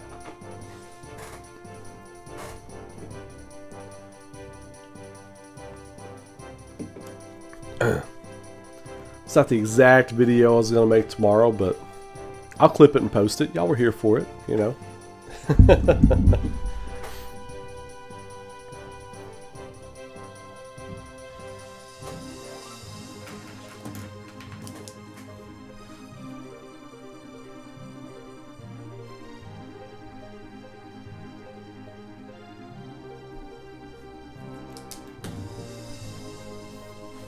The visuals in part 3 are going to be crazy. Oh, I know. Here's the thing, Jesse, about the visuals already as they stand in Rebirth. It's a beautiful game. It's already a beautiful game. Traversing some of the areas can be a bit of a headache, but the game itself is beautiful. So the world's already built. They got more time to add more little details, to add more of this, more of that, to make it stand out and pop even more. That's pretty crazy. The third game is going to go super hard. That's why I kind of feel like, all these awards outlets and stuff like that have known since 2000 that whenever the third game comes out, or 2019 when they announced there's going to be 3 games, right? They've known since 2019 that when that third game comes out, it's getting goaty. As a notice for the effort for the entire remake trilogy. So it stands to reason that the third game could be one of Square Enix's best games of all time. But they've got a little work to do. They've got to make sure it's more coherent, not so much padding, not so much just extra kibble. Make the battles feel rewarding. You got to fix a couple things, technical little things like camera stuff and whatever, but it is what it is. I'm going back and reading some of your comments from earlier.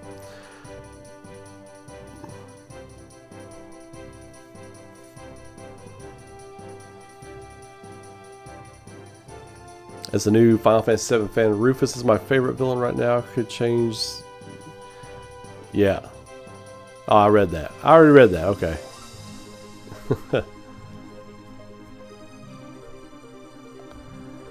I like Rebirth. It was a good game, but it did have some problems and valid complaints. Yeah, for sure. Rebirth wasn't 100% seamless like Square was saying it was going to be, if I remember right. That became a slight disappointment for me, just a bit. Yeah, I give these people a little leadway sometimes because, you know, at the end of the day, if the game is fun and I love the story and the characters and everything, like Tales of Xillia is not a perfect game, but my God, those characters are great. That story is fun. It's a fun game. It's a great story, and I really enjoy it. Is it technically perfect? Is it a technical masterpiece? Do all the things line up and everything's seamless and the 1080p is 60 frames per second and 4K? I don't give a shit about that. Is it fun? Is it fun at the end of the day? You know, that's why I put that video out about a week ago about, you know, the soul of the gaming industry, you know, and that's kind of one of the things I hit on. I think sometimes, so I can't speak for everybody, but for me personally, when I see people just going all in on nothing but spec details and stuff like that, I kind of sit here either on my phone or at my computer reading some of these things and I go, yeah, but is it fun? Like when that Hellblade 2 was coming out. We talked about this the other night. Hellblade 2 was coming out. I was like, this game doesn't look like any fun. It was like, oh, but the tech specs. So remember when the Xbox Series X was coming out? Like you had all these developers at Xbox and Microsoft, like they were like had the hard drive that was going to be in it. They're like biting on it and all this other kind of stuff. And I was like, call me when you make a fun game. Call me when you make a fun game. And I'll be there. Call me when you make 2 and I might buy an Xbox. I never bought an Xbox. I bought the first one, the 360, and that was the last time I bought an Xbox. So,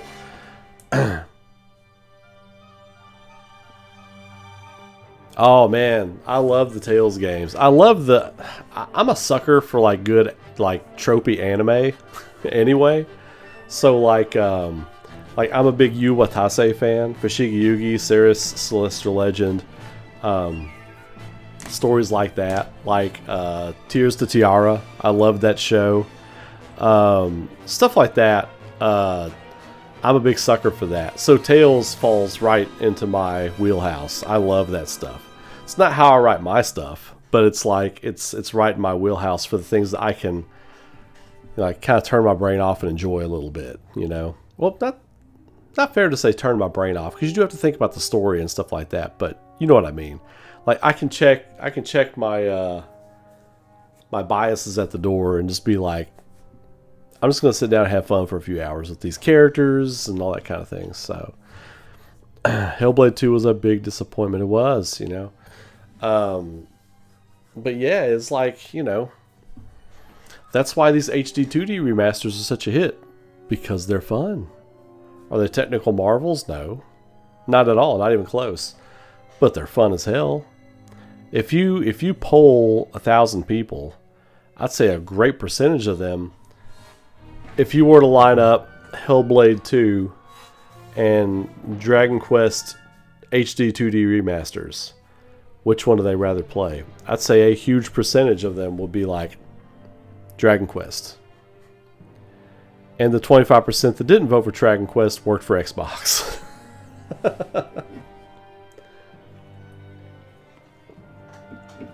Just give me something fun to play. Give me something good to enjoy, you know? It can look like total shit. I can play a pen and paper NES RPG. Shadowgate. Trails are also good. I can't wait to get into Trails. I'm going to start with that remake. Hopefully in December. I want to get through Final Fantasy Tactics. I want to get through Tales of Xillia. I want to get through Dragon Quest 1 and 2 HD 2D remasters. And then on to Trails. So, unless they shadow drop something at the State of Play tomorrow. But the thing I think we should see tomorrow, I hope we do see, and I think we should definitely see tomorrow, is something on this new Onimusha. Give me a gameplay breakdown for the new Onimusha. I forgot, what's the release date for this game? Let me look. I don't have to ask, I can look. I can spell.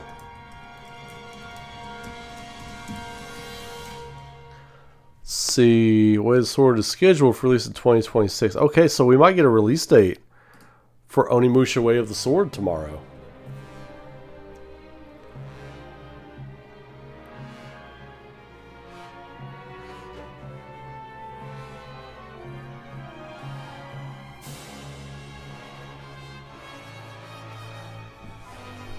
So I think I kind of want to lock that in. Onimusha Way of the Sword, release date tomorrow. And if I had to guess, a number that's popping in my head is March 26th. Let's see. What is March 26th? That number just popped into my head. Let me see. What day is March 26th?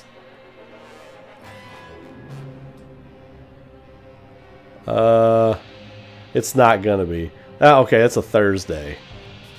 That's a Thursday.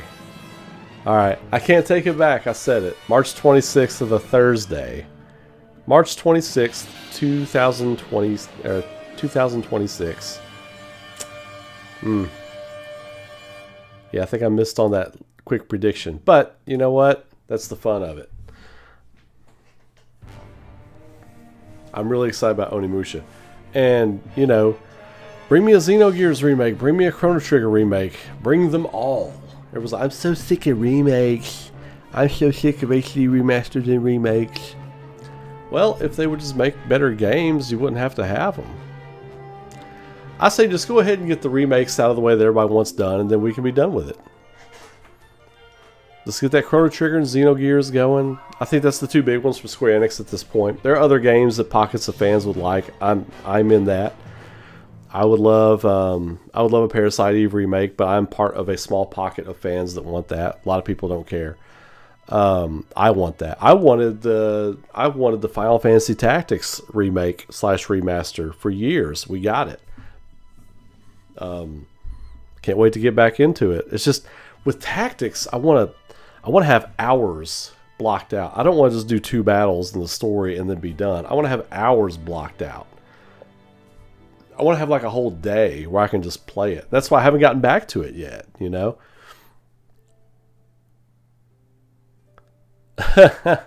You like it when I do this Nostradamus stuff and predict the future? Vaguely. I'm more like Nostradamus. I'm like the Timu. I'm like the Timu Nostradamus. Nostradamus. Raystradamus. I kind of get there, but not quite, you know? If you need me to predict like a big world-changing event, I might be off by a few days, that kind of thing, you know? It's like, oh, man, wish you could have predicted that 2 days earlier. It's 2 days late. Everybody's gone. Oh, my bad. Sorry, guys. My bad. But yeah, like, I'm going to say March 2026 for Onimusha Way of the Sword. Announced tomorrow. We will see. I don't think that's going to happen, but it's kind of fun to throw something out there. The Timu Nostradamus.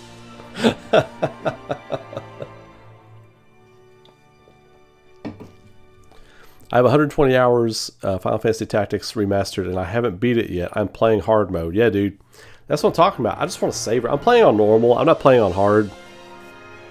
But I just want to savor it, man. I just want to drink in that dialogue, that amazing, chewy, juicy dialogue. It just...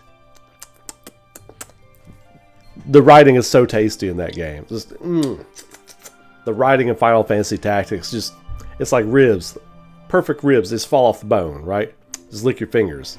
That's Final Fantasy Tactics' dialogue to me. I can sit there and just listen to it. If I could get Final Fantasy Tactics as an audiobook and just listen to it, oh my god. I would drive to Chicago and back every day and just to be able to listen to Final Fantasy Tactics on book.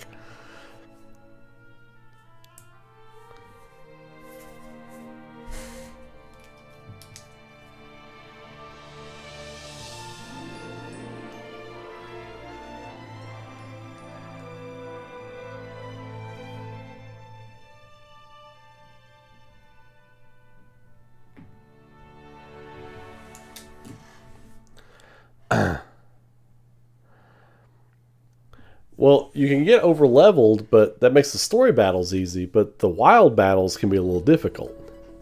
Like I've been grinding. Like I haven't done any story stuff, but I've been grinding. Like on the game. Like I've been playing the game, just grinding. I haven't even gotten to like the second battle with Gafgarian and Agrius, like where they're in your party as like extra characters. You're trying to find Ovalia.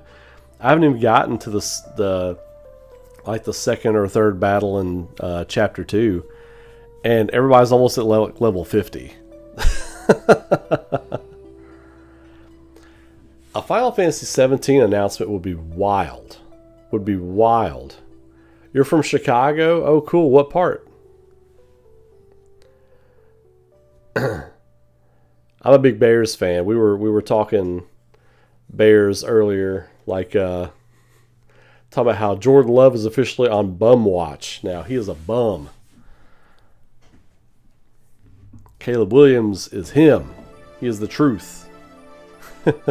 Just need his receivers to stop dropping balls. That's all.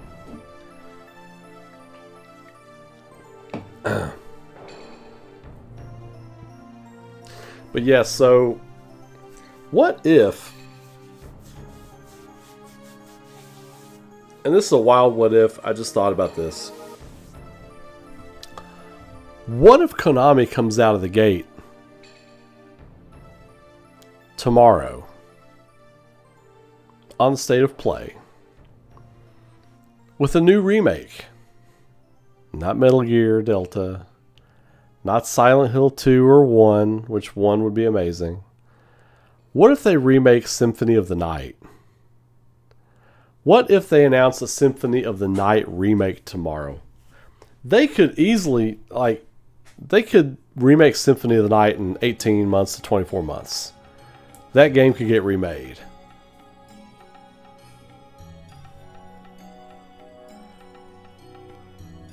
What if?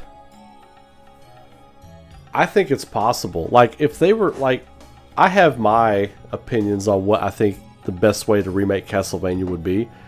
Do it a Metroidvania, put Castlevania 1 and 2 together, take away the arcade aspect of Castlevania 1, and make it a straight up Metroidvania game. You finish Castlevania 1, boom. You think it's over, boom. You're in Castlevania 2 Simon's Quest. It's a year later. Simon wakes up. He's coughing up blood. Oh, I got to get all Dracula's parts together and go resurrect him and kill him the right way this time, or something like that. You know, like, make it Castlevania. Don't call it Simon's Quest, but call it like the Simon Anthology or something like that. You know.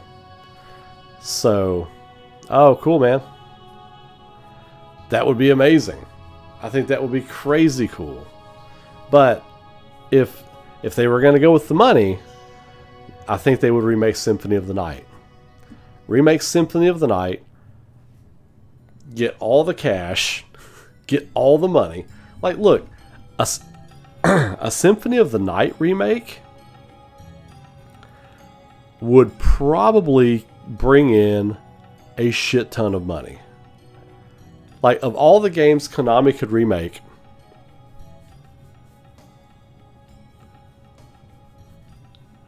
hey, House of Games, that's right. That's right. Building something very special. Absolutely. Think of all the money that Castlevania Symphony of the Night remake would make. Even casual fans would pay $29.99 and $39.99 for that game, depending on what they did with it or whatever, you know. Like, people who don't like Castlevania would buy a Symphony of the Night remake. Like, that appeals to fans of any genre. You get your Black Ops players, you get your Final Fantasy players, you get your Street Fighter players, you get everybody would buy a Symphony of the Night remake. Just because it's name recognition, and people know that is one of the great games of all time.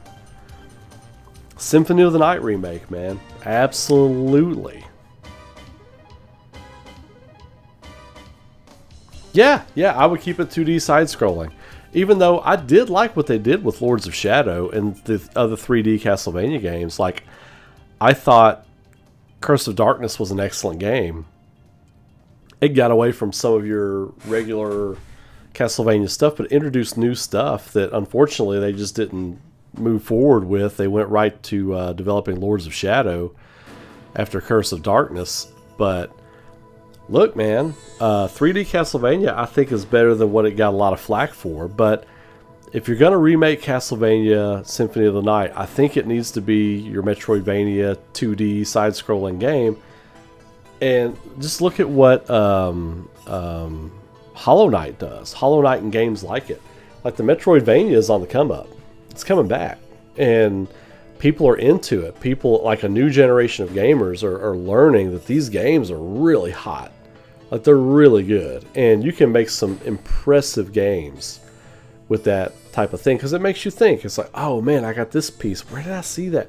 Oh, it's like a puzzle. You know, you get a new piece to the puzzle and you go and it unlocks a whole other area of the game by finding this one little thing hidden in this room, you know, and then you got this whole other, 3 hours of game that opened up because you found the eye of darkness that you put in this painting and this wall opens up and now you got like a whole other 3-hour section of the game right here. That stuff is like really alluring to people. And it's something that we've taken for granted, or me, I can't speak for everybody here, but me as an older gamer who was here when those games were finding their footing and learning how to be made, a lot of generation didn't get those games. And now you're seeing like a new generation of people discovering those games like, man, these are amazing. These are really good. Like, yeah, they sure are. Let's get some more of them. So 2.5D to be modernized? Yeah, absolutely. Absolutely. Like, I'll tell you what. Record of Lodoss War, Deedlit in Wonder Labyrinth was an excellent example of what a Symphony of the Night remake could probably look like. I mean, I think it would look better than that graphically. I think it would look more detailed and more depth. But I think it would be something similar to that, for sure. That was a wonderful game. Oh, as a Record of Lodoss War fan and a Castlevania fan, they really just knocked it out of the park with that game. It's unfortunate we're only going to get one, because it was very much a one-off game. If you've played Deedlit and Wonder Labyrinth, you would understand why it's very much a one-off game. But that game was so good. What a love letter to fans of Record of Lodoss War. What a wonderful game. The score was amazing. The action, it was fun. Of course, Deedlit is a god-tier anime character anyway, so... but yeah, like, don't be surprised if we get some Castlevania tomorrow. I would be super excited. I think my top big surprise things would be a Chrono something, Xenogears remake or remaster. Xenogears, I don't want a remaster. I want a remake. I want them to finish it. I want it to have a proper ending, not a rushed ending. I want it to be good. Castlevania remake of some kind. I think Onimusha will definitely be there. Final Fantasy VII Remake Part 3 I think would be at the top of my list of things I would want to see. But, I'm going to take that back. Not really, because we know we're getting Final Fantasy VII Remake Part 3. Surprise me, shock me with something really cool. Your Castlevania remakes, Chrono Trigger, Xenogears, something like that. Bloodborne, Bloodborne, anything, Bloodborne something, that would be just so cool. You should try Blasphemous. Moonscars might be hard to find. Should try them. Well, dude, Blasphemous, yeah, I'll play Blasphemous. I really like it. I really like it. It's a hard game. Like the first, I didn't play the second one. The first one was very hard from what I remember.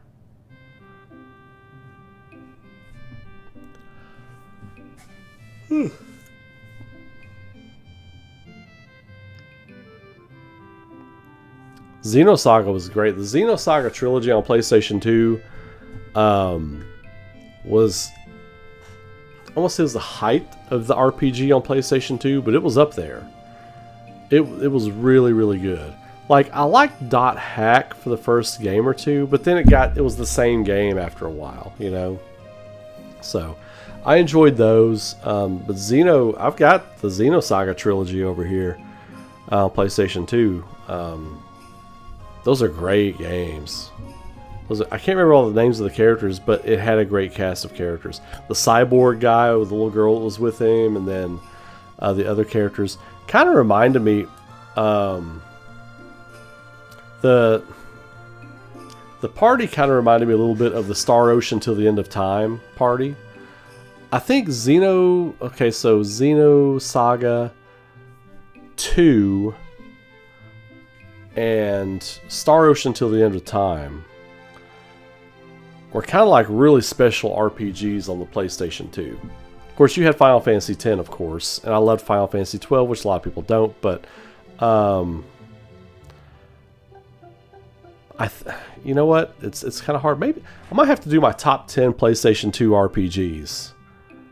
That might have to be a video next week. I might have to get that together and figure that out. Because now I'm thinking about that.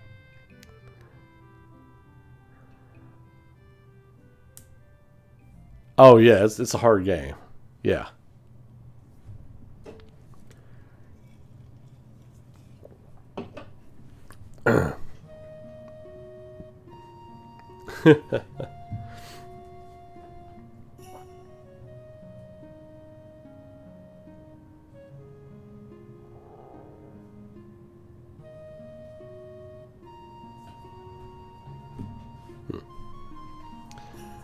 Oof. Well, it is 12. It's past 12:30. I was only gonna stream till 12:30 tonight.